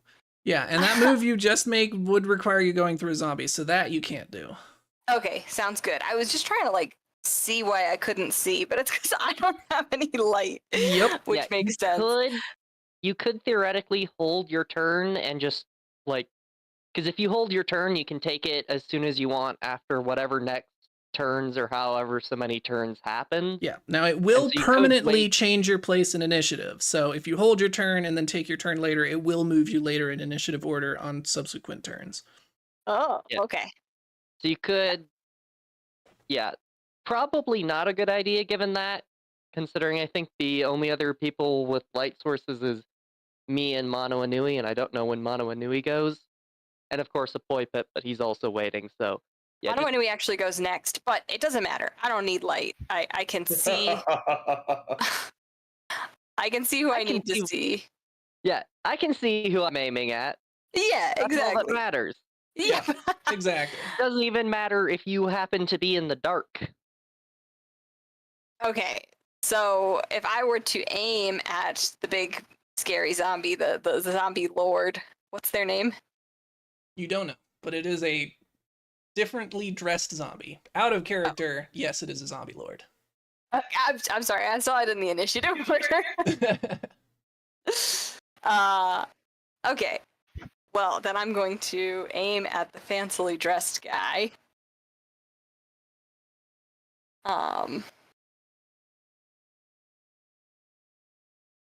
So do I just roll on my acid flask, or do I have to roll Yeah. to throw it first or something? Yeah, you do have to roll to throw. So if you click on the little die in Hero Lab, the first one is going to be for your attack, and then you roll damage afterward. Oh, great. Okay. Or if you want to roll physical dice, you have a +12 to attack. Have any physical dice? And my husband never shares his with me. No, I'm just joking. I've Terrible. never asked. Just the Let's worst. see. Oh, okay. My attack was 28. That definitely hits. I think that might be a crit. Yes. That's a crit. Fucking finally. So I now, mean, freaking finally. so now in when you roll for damage, there should be a little box in the That's crit like- column. So you just Yes. check that box. Ooh, okay. Oh, and I'm not sure. I think that I have to like Google this because it won't actually like roll my damage for me for some reason. Weird. Yeah, it's like Oh right, it's two- because it's all damage over time. There's no actual direct damage. That's why. So acid flask does 2d6 persistent damage +4 to your splash damage, and it does double damage on the crit, but only to the persistent damage, not to the splash. So it's going to be Yes. 46 persistent damage +4 on the splash damage. Okay. So I think I can do that here in Roll20. So you said 4d6? Yep, 46. Oh, and how do I do that? Is it like a slash or an equal sign or something? /R and then type it in. So 4d6 with no spaces. So /R, a space, and then 4d6.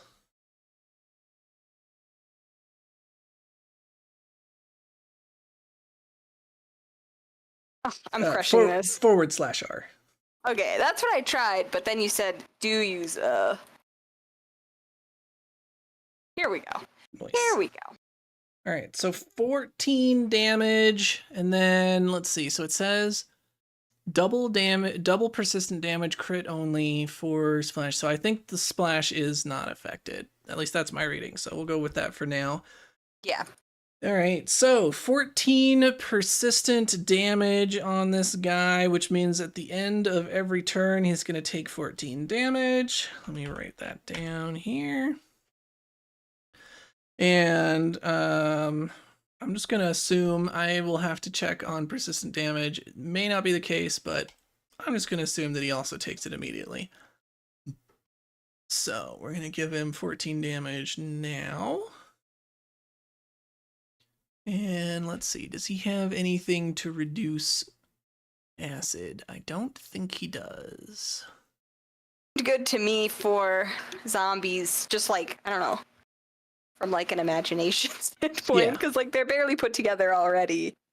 Exactly. And they are made of like some kind of biological material, Yep. so Now, he definitely does take full damage. It's not one of his immunities or resistances, so 14 points of damage to his face. He'll take that every round as well.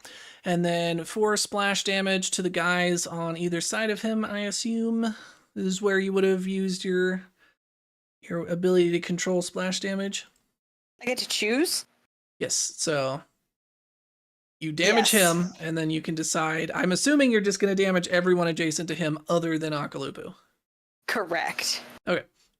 Sweet. So that's going to be Number 2 and You're number welcome, 3. Oplubu, for actually rolling a successful hit and not accidentally splashing you with acid. All right, and where's number 3? There he is. Okay, and that was 2 actions, so you have 1 more. Oh, dang. Should I... You do have a dagger if you want to just retreat? shank a fool. Oh, yeah. That sounds badass. Remember to slash with it. Yeah, let's see, what kind I've never of... done that. Ooh.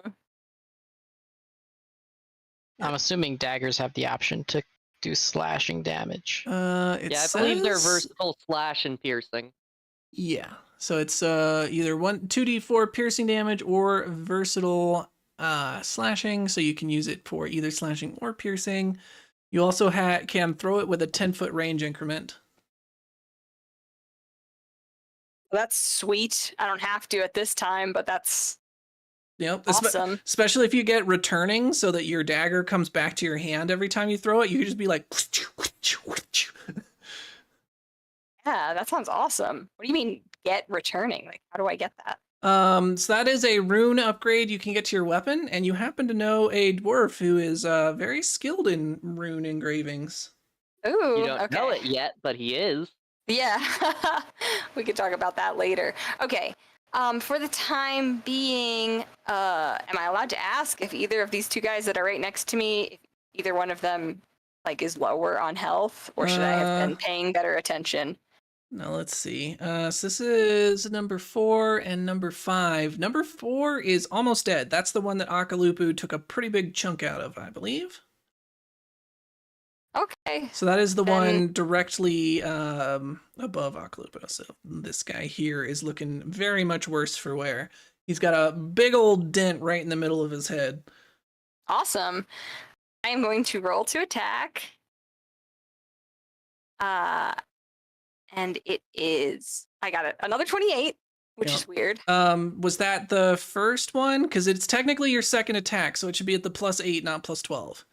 Oh, okay. Good call out. Let me try again. I got a nat 20, so that was a 28. Dang! All right, so that's a critical hit. Go ahead and roll. That definitely hits. Yes. Go ahead and roll. It's going to be double damage for that crit there. But I need to switch. Oh, I need to switch what my damage type is, right? To Um, slashing? No, just roll it, and it Oh. is slashing. That's just something you have to say. That's not something you need to specifically select. Technically, you Okay. can. If you look at the bottom under situational behaviors, you can check the box that says switch to slashing damage from piercing. Oh, yeah. Okay. But, I mean, it's going to be the same damage number either way. I just need to know what it is. So checking that box doesn't do anything meaningful. But it makes me feel good. Okay, so I get to click crit again. Yes. Yeah, I do like checkboxes, so... Ooh.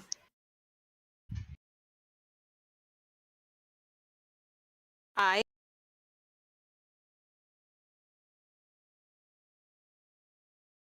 Did we lose Molly? oh, Oh, no. I got 12. Okay. Hello? Yeah, okay. you were just breaking up there for a minute. Cool. My bad. 12. Yeah. So you just take the knife, stick it in his neck, sling it around, and just cut his head completely off, and it goes rolling across the ground. Fuck yeah. So awesome. And yeah, this guy is very dead. There we go. All right. That's your turn, and you got one who is coming after you in initiative order, so that means you just kept him from acting at all, which it's always nice.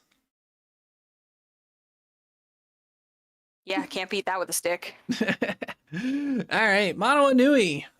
It is now your turn to Ray of Frost. Already. Well, actually, Mono Anui is going to target Akalupu and cast Enlarge. But I assume I have to move within line of sight of Akalupu. Yep, you do indeed require line of sight. Cool. I'm gonna stand on the dwarf. No, I'm kidding.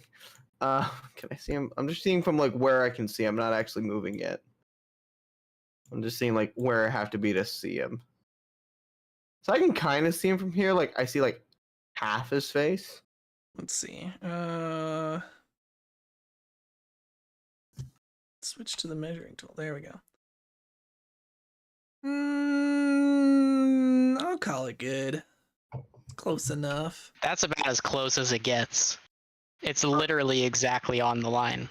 Yeah, it's technically from the center of one token to the center of the other, so theoretically not actual direct line of sight, but I think it's close enough. I'm gonna cast Enlarge on him. So- Which Just to put this in there, that was a 5-foot step, so you don't have to count any action cost for that. oh cool. So you still have 3 Oh, actions. you can this take turn. like a sidestep like that for free? Yes, you can do 1 5-foot step per turn for free. I believe they still have that mechanic. I think I'm remembering it. I know it either changed or isn't there anymore. Okay, so we can decide whether we want to do that or not. Let's You see. just- This Step. says So Pathfinder step is 2 a on the Pathfinder 2 action sheet, it says step is 1 action, move 5 feet without triggering reactions. Yep, I was just Okay. about to say the same thing. So yes, that does require an action. Okay. But Alright, that so, was a first edition thing where you could do a 5-foot step for free. Yeah, first edition, way more familiar with that. So that's, again, thank you for pointing that out, because I don't know. That would be awesome though. Let's play some first edition. Except then first edition they have like attacks of opportunity, right? So let's not do that. Yeah, no, I think we're all pretty happy with second edition. Oh yeah, for sure. Also, if you guys get a free 5-foot step, then so do the enemies. So just keep that in mind. So he is now a large creature. He has his increased reach by. He is clumsy 1, but that's only for dexterity checks, reflex saves, ranged attack rolls, acrobatics, stealth, and thievery. So I don't think he's gonna be needing those. Yeah, probably not. So Yeah, and just a real quick thing, I would like to know what spaces he's taking up, because as a large, he is taking up more squares now. Whoops. Come on, do what I want. There. Okay. and you have a That's awesome. 5 feet of reach. You have +2 status bonus to melee damage. Yeah, Nice. that's Mono Anui's turn. I wanted to use that spell for so much, but I keep forgetting I have it. I'm like, not this time. Well, you've finally gotten around to it. I have, and I think that's my 3 actions. All right. Well, luckily for Mono you, Anui is now truly a giant of a man. right? All right. Well, luckily for you, this guy's dead. So let's just remove him from the stage to reduce clutter. And Morgrim, you are up. Okay, so for the barrels, would they interfere with movement within their spot? They would be difficult terrain, so they would cost a double movement. Okay.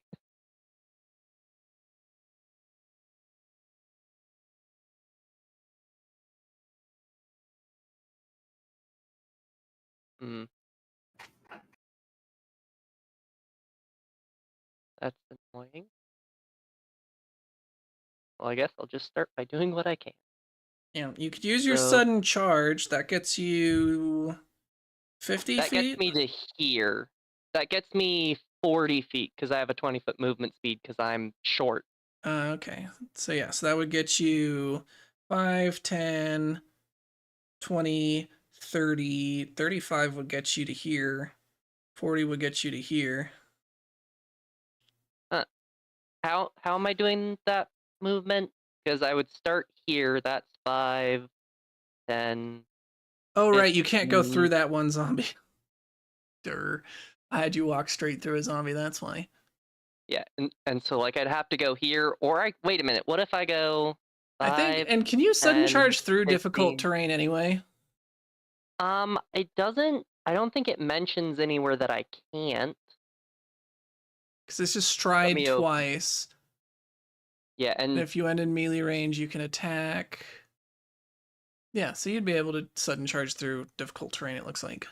yeah, let me see. So that's 5, 10, 15, 35, 40. I could 40 here if we let me diagonal move from here to here to here. Yeah, so that's 15 to there. Actually, no, because you can diagonal move here. So you could go 5, 10. That's double movement, so that's 20, like it should be. no, Or because it's no. also a diagonal, so that also counts twice. So I don't know what would happen if it counts twice. Um, But yeah, if it counts twice, then that would go to 35, right? Because I would be at 10 movement there. yeah, I think it would just add an extra 5. So this would technically be 25. Yeah, and then I could do 30 That would and be then 30. 35. Okay, And then move 35. right here next to Zombie Lord McUgly. And make a melee strike at him. All right, roll to hit. Come on, please be nice to me. I got a 30.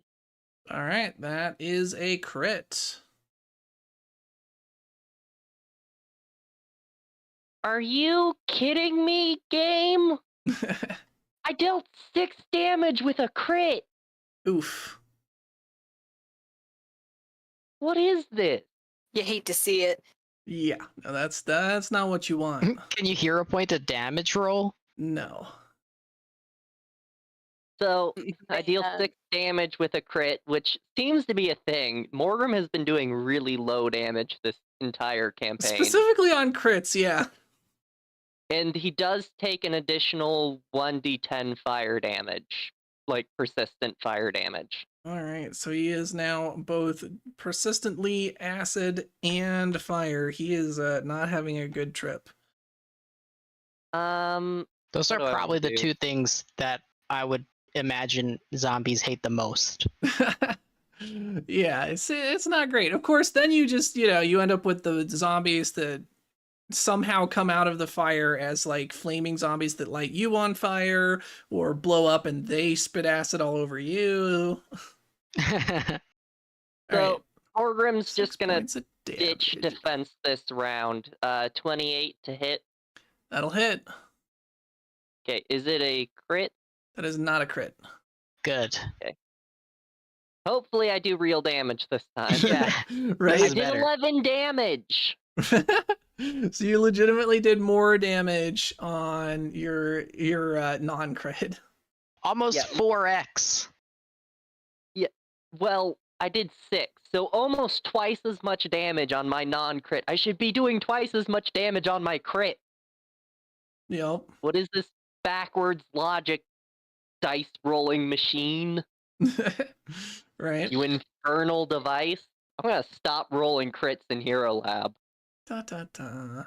This is because of woke. Exactly. All right, so that is Morgrim's turn. Phoebe is going to come in over here, flank that guy, and try to stab him in the buns. Nice thing about flanking. Wait a minute. I'm flanking with Akalupu on that second time. Does a 31 crit? No. Because he'd be off guard, so I have +2. That was a 28, not a 29. Was it a 29 or a 28? You I definitely closed said it, 28. so I can't figure see. out. But okay, No, so it was a 29. okay, so Look just in the dice 31 crit history. him. Yes, that was a crit. Oh! So I actually did 22 damage, and Nice. he has a. I'll just roll a d10 because it's an additional d10. So at least persistent on your fire last damage. crit, you rolled maximum fire damage. Yeah. Okay, so 4 additional fire damage. All right. Yeah, he is not best pleased. Toast. So that's 14 acid damage per turn, 14 fire damage per turn, 22 from the hit I just inflicted. He's not in a good spot. Of course, we're not going to mention the 6 he took before. Stupid crit. Yeah. All right, so Phoebe is going to take her rapier, take a couple of stabs at this guy. 31 is a crit, and 24 is also a crit.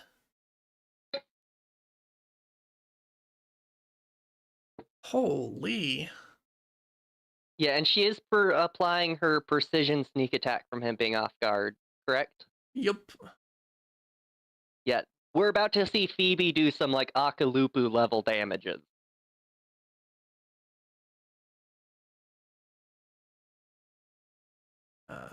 Is it? It removed the crits. I was like, why did the damage go down when I added the attacking off guard?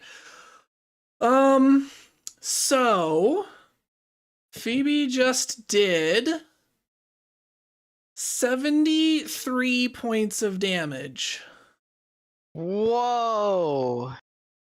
Yeah, a 39 and a 34. Yeah. Rogues, when they get their sneak attack stacked with a crit, insane damage. Like, rogue sneak attack damage is massive.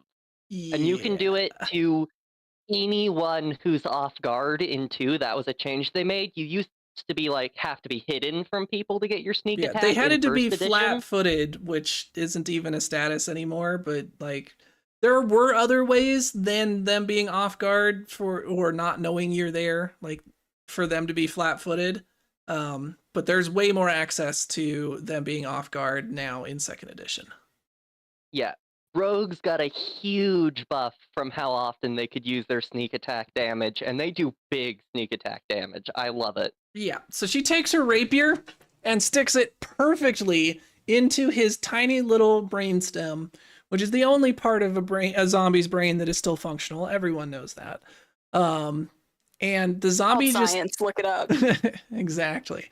And the zombie just falls over, very much dead, with Phoebe having put in the absolute minimal amount of effort as she just flicks her wrist twice and slices the back of his head out, Attack on Titan style. That's So, yeah. baller. And the room goes quiet. Like, everybody's jaws hit the ground. Right? It's like Akalupu levels of effectiveness, but without the mess. Yeah, it's like when Akalupu cuts a guy in half, but instead, like, you'd have to physically examine this body to know what killed it. Exactly. It's gonna be like, I think there's a mosquito bite on the back of his head. All right. Kip had previously been viewing Phoebe as like a fun, playful, like circus act with the daggers, and it is now suddenly filled with a healthy mix of fear and respect. Exactly. All right, so that is going to leave number 3 and number 5 here. So that is going to be... Actually, no. Wait a minute.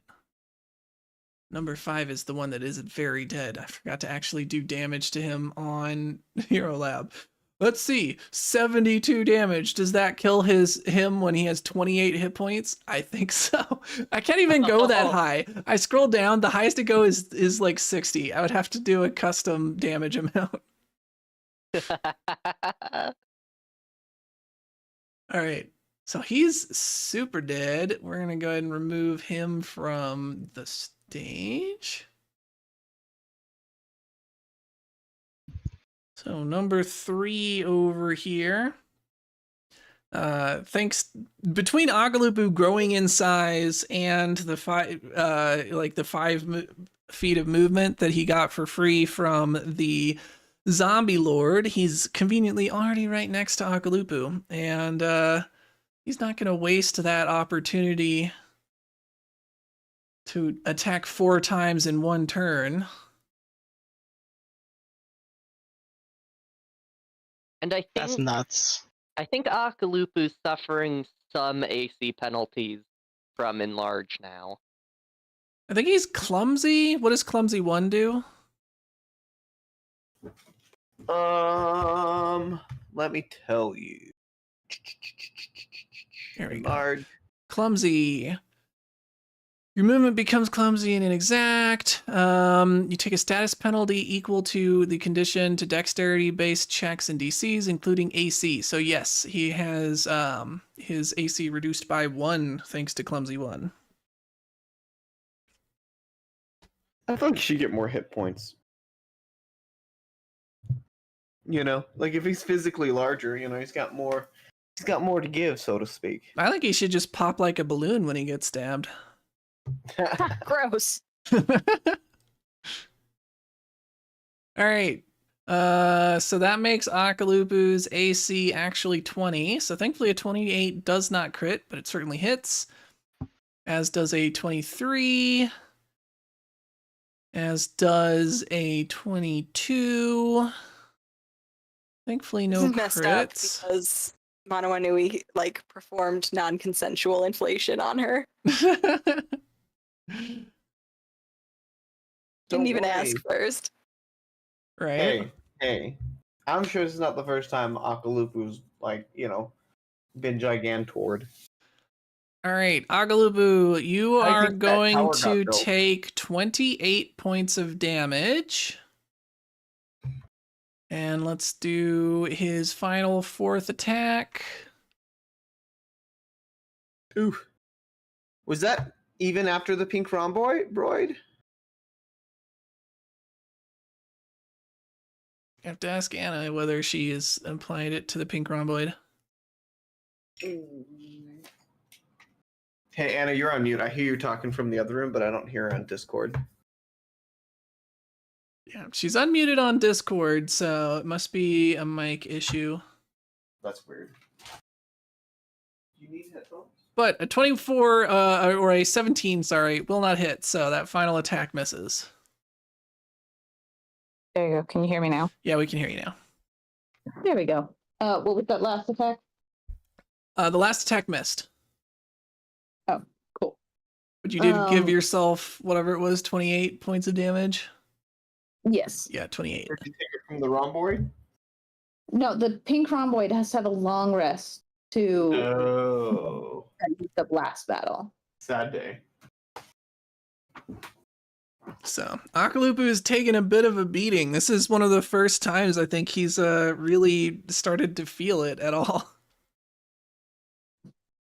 Yeah, he's not enjoying himself right now. Yeah. Unfortunately, you were just the first thing in the room and have since then been the nearest target, so. Oh, and now I'm the biggest target too. So. True. Very true. All right. So, it is now round 2. Ip. We're officially 6 seconds in. Right? Okay.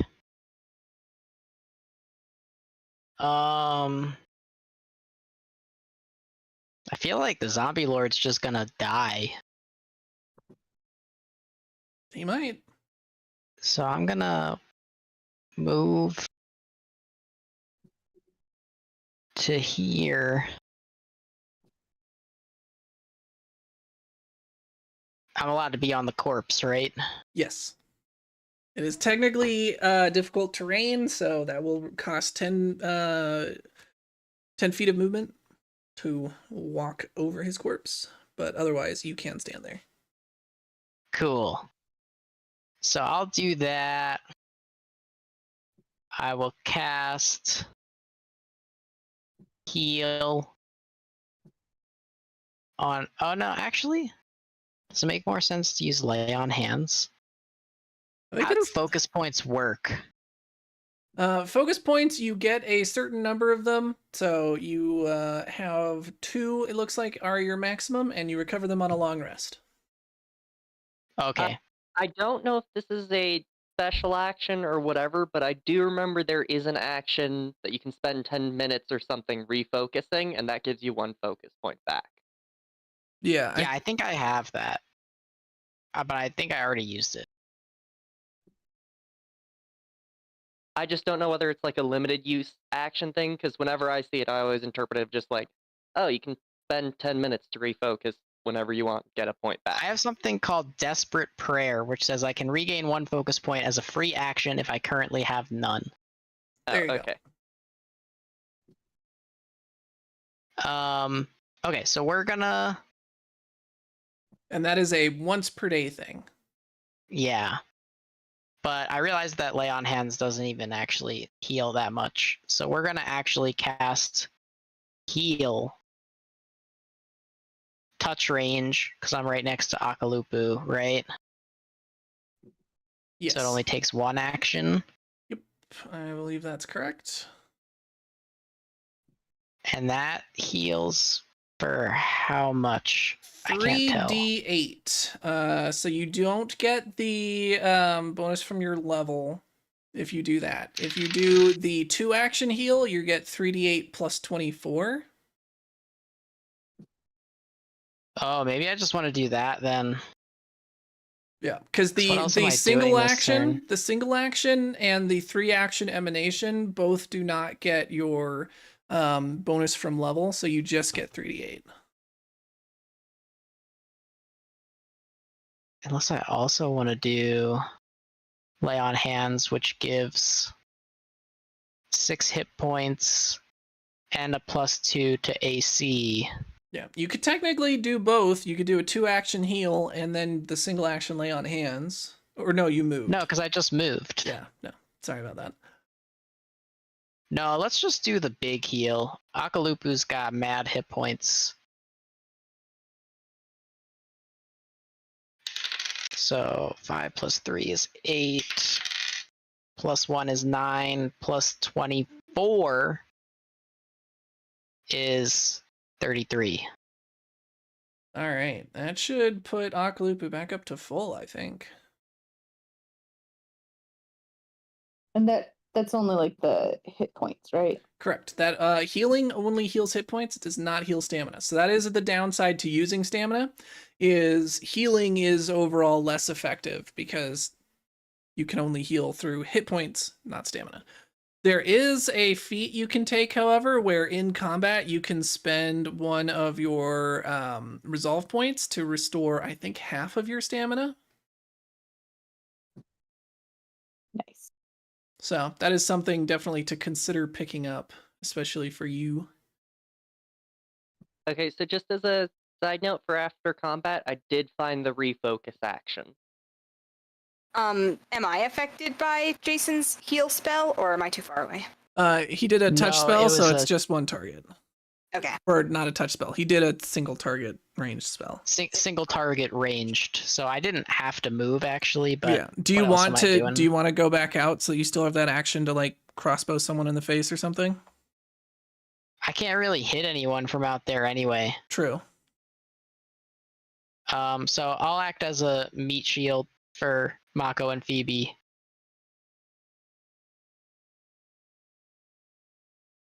Sounds That's good. my turn.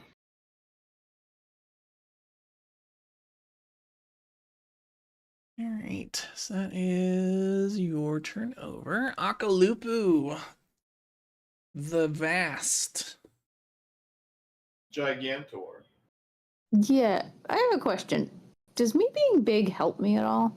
Yes, it gives you a +2 to damage. Was it was like, attack what's and the point damage of or just this? damage? It gave her a +2 to melee damage. I think it gave her a few other things other than Yeah, it also clumsy and gave you an large. extra 5-foot reach, so technically that could be really nice sometimes because you'd be able to hit people who are still like, over a square away from you. In this case, I think it's mostly just the extra 2 damage. Cool. Okay, so I'm going to attack the fancy zombie. All right. Roll to hit.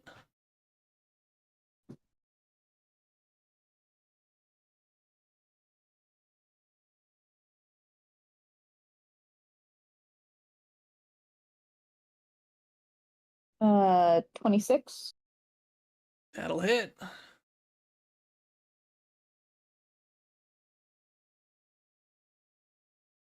That does 21 damage. All right, and you're doing slashing now, correct? Yes. Cool. And does that include the +2 to damage? No. So 23. All right, 23 damage, plus it is slashing, which these guys have. Let's see. Weakness 5 against slashing. So that is going to be a total of 28.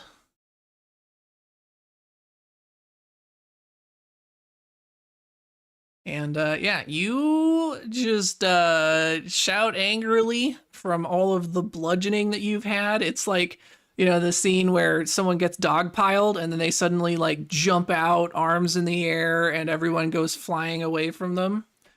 And then you bring down your mahwatl and you just easily bisect this zombie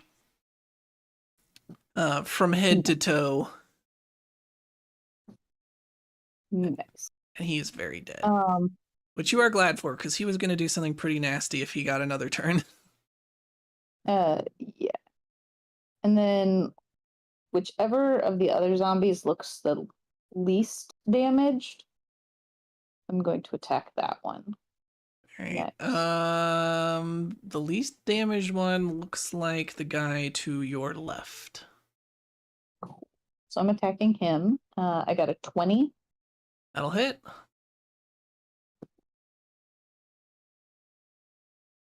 Uh, 18 for damage. All right. 18 plus the extra 5 because he is also weak against slashing damage. And did the 18 include the +2 from being big? Yes. All right, cool. So that is going to be 23 damage. He is hanging on by a thread. And do they take? They don't take. Well, I guess. Do they take bleed damage? I believe zombies do. Let me check to be sure. Yes, they can be bled. They can bleed, so they can be killed. All right, 5 persistent bleed damage. All right, you have 1 action remaining, I believe. Yeah. I'm going to swing at the other guy.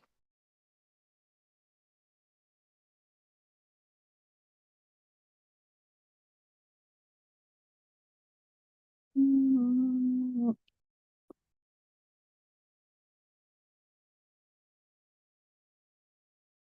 Do I have to say that I'm using my bloodstone before I roll? I think so, just because, like, you have to activate it. I don't know. I would actually say no. You can do it afterward, just because you could be like, "Oh no, I'm just slightly wide. Bloodstone, help me." So I'll let you roll it after if you want to. Cool. How long does it take to recharge usually? It Like, how many depends on battles? how much blood you're getting. Yeah.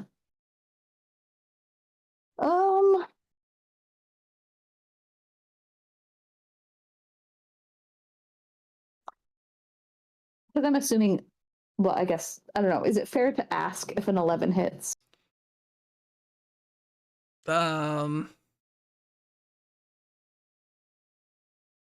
don't want to quite make it as powerful as like a hero point, so no. You'll have to decide on your own without knowing if it misses or hits. Okay. But I will say that is a pretty bad roll. Yeah, no, that is pretty bad. I'm going to risk using a hero point. And I say risk because every single time that I've rolled a hero point, it's You been roll worse. worse. Yep. Yep, that's what I figured. Now it's a 10. No. So now you can activate the blood gem. Yeah, I'm gonna activate the blood gem.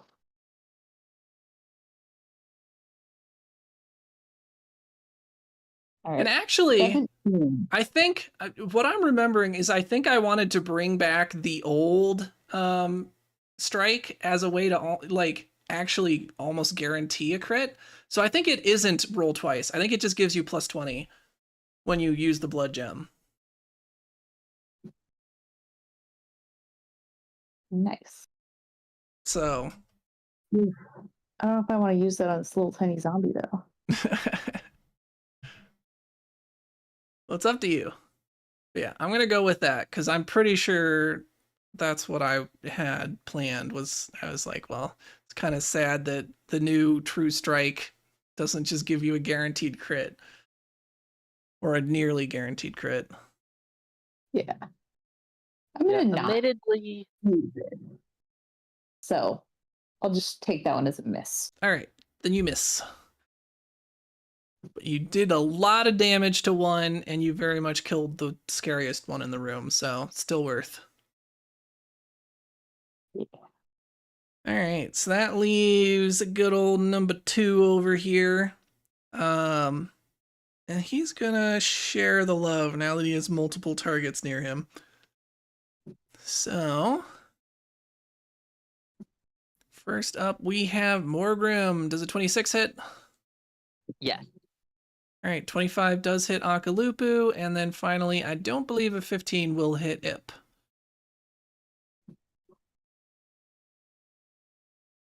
Sorry, how much? 15. My AC is 20. All right, so 15 definitely does not hit. Okay, so Morgrim and Akalupu, you both take 5 points of damage as this guy continues mindlessly swinging his fists. That's his whole turn. Kind of pathetic, actually. Mako. Pathetic. Okay, present. So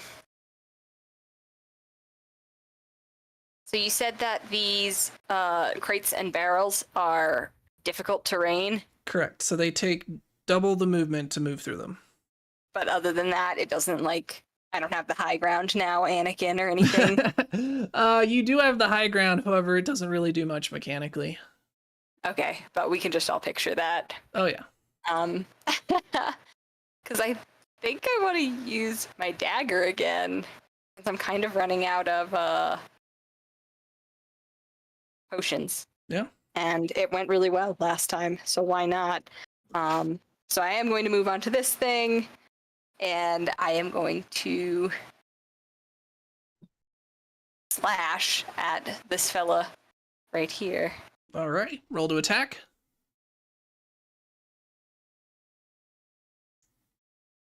$25. That'll hit. Okay. Not a crit this time, though. Yeah, that's fair. And I got a 7. Alrighty. Let's see. So this guy is number 2. And weakness 5 means that that's actually 12 points of damage. He is hanging on by a thread. You like slash at his neck and he's just like burbling blood and his head is hanging on literally by a thread of flesh and gristle. And then I moved, that was 1 action. I attacked, that was 2 actions. Yep. And now I do the +8 second attack roll type thing. Correct. And that'll be my last action for this turn. I got an 11, so maybe that didn't hit. No, that is a miss, unfortunately. Ah, brutal. He's right there. You want to hero point it? Yeah, why not? Because what else am I going to use it for today? Exactly. Reroll. That's what I want. A 15, does that hit? You technically flanking with Akalupu. Let me see. Might technically be flanking with me. Okay. Yes, you are technically flanking, and with flanking bonus, That is a hit. Just barely. Okay. That's literally at his AC. Yes. Take that, brother. And that's 9 points of damage. All right. He had one. Slashing damage. He when I said he was hanging by a thread, he had 1 hit point. So All I had to do was hit him, and I almost couldn't do that. yeah, but you got it. So he is now dead. Good thing everyone was picturing me doing that from the high ground. Exactly. And he indeed did not have a chance with you on the high ground. It's over, Anakin. All right, Mono Anui. Well, the first thing Mono Anui is gonna do is move here. The second thing Mono Anui is gonna do, because she can't really get this guy with like a ray of frost or a lightning bolt, because that would kill Akalupu. You can try. Lightning Bolt would be a bad idea because I believe that's a line attack. Ray of Frost, he'll have cover, and if you miss badly enough, you can hit Akalupu, but you can try. I was also thinking about where am I looking? Dispel magic, but I don't know. Ray of Frost. Ray of Frost. All right, we're gonna cast Ray of Frosty. All right. Is a 28 hit? The 28 will hit and is thankfully high enough not to hit Akalupu. That would be a crit if you weren't firing through Akalupu even, but because you are, that gives him a bonus to AC, so it is not a crit. That day. All right, 13 damage. Yeah, I was about to say, did you do more than 1 point of damage? Because he also had, I'm not kidding, both of them had 1 point. Nice. Ray of Frost wins the day again, gents. Exactly. Hey, if it ain't broke. All right. Well, you guys have taken out these zombies. Akalupu is still uncomfortably large, and we're going to go ahead and wrap up here. So, let's see. What did Morgrim learn? Morgrim learned that sometimes it's better to look for a simpler solution rather than the first one that worked. Right? I was going to let you go, but I was like, okay, this is going to take forever. Let me just suggest the more direct solution. All right. Let's see. Jason, what did Ip learn? Ip learned that zombies are susceptible to slashing, fire, and acid. Yeah. Now they're not specifically weak to the fire and acid, but they definitely take full damage. Yeah, most things are susceptible to fire and acid. The other thing that they're weak to, maybe you figure this out as you're poking around in their bodies afterward. But slashing and positive energy. Which, For sure. What's it called? It's the proper name for it. Divine? That's vitality. So slashing, Vitality. yeah. So slashing and vitality, they have a weakness to, and take extra damage. Ip learned that it's called vitality. Yep. Meanwhile, negative energy is now called where is it? Void damage. So that's what heals undead and damages living is void. All right. What about Mako? What has she learned? Other than that, Acid Flask did a lot of damage to that guy. I learned that I have a dagger and that it's kind of freaking sweet. Yup. Yeah, I definitely made sure to give you some backup for if you didn't have potions. At some point, you might also want to pick up, a crossbow or some other thing, or just get that returning enchantment on your dagger so that you can use it as your ranged weapon in a pinch. So interested in the crossbow idea. Keep that in my back pocket. Yeah. And talk to Burnbright. He's the one that made his and Ip's crossbows.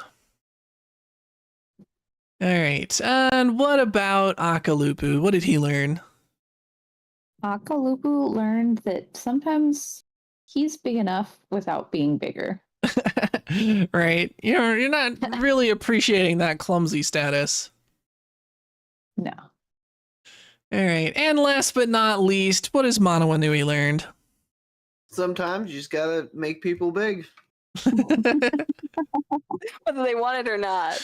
whether they want to or not. Exactly. Yeah, this is ye old ancient times. Consent hasn't been invented yet. We don't have to worry about it. Ah, Alrighty. Well, thanks everyone for joining me. I hope you all had a great time. I know I did, and I will catch you all at the next one.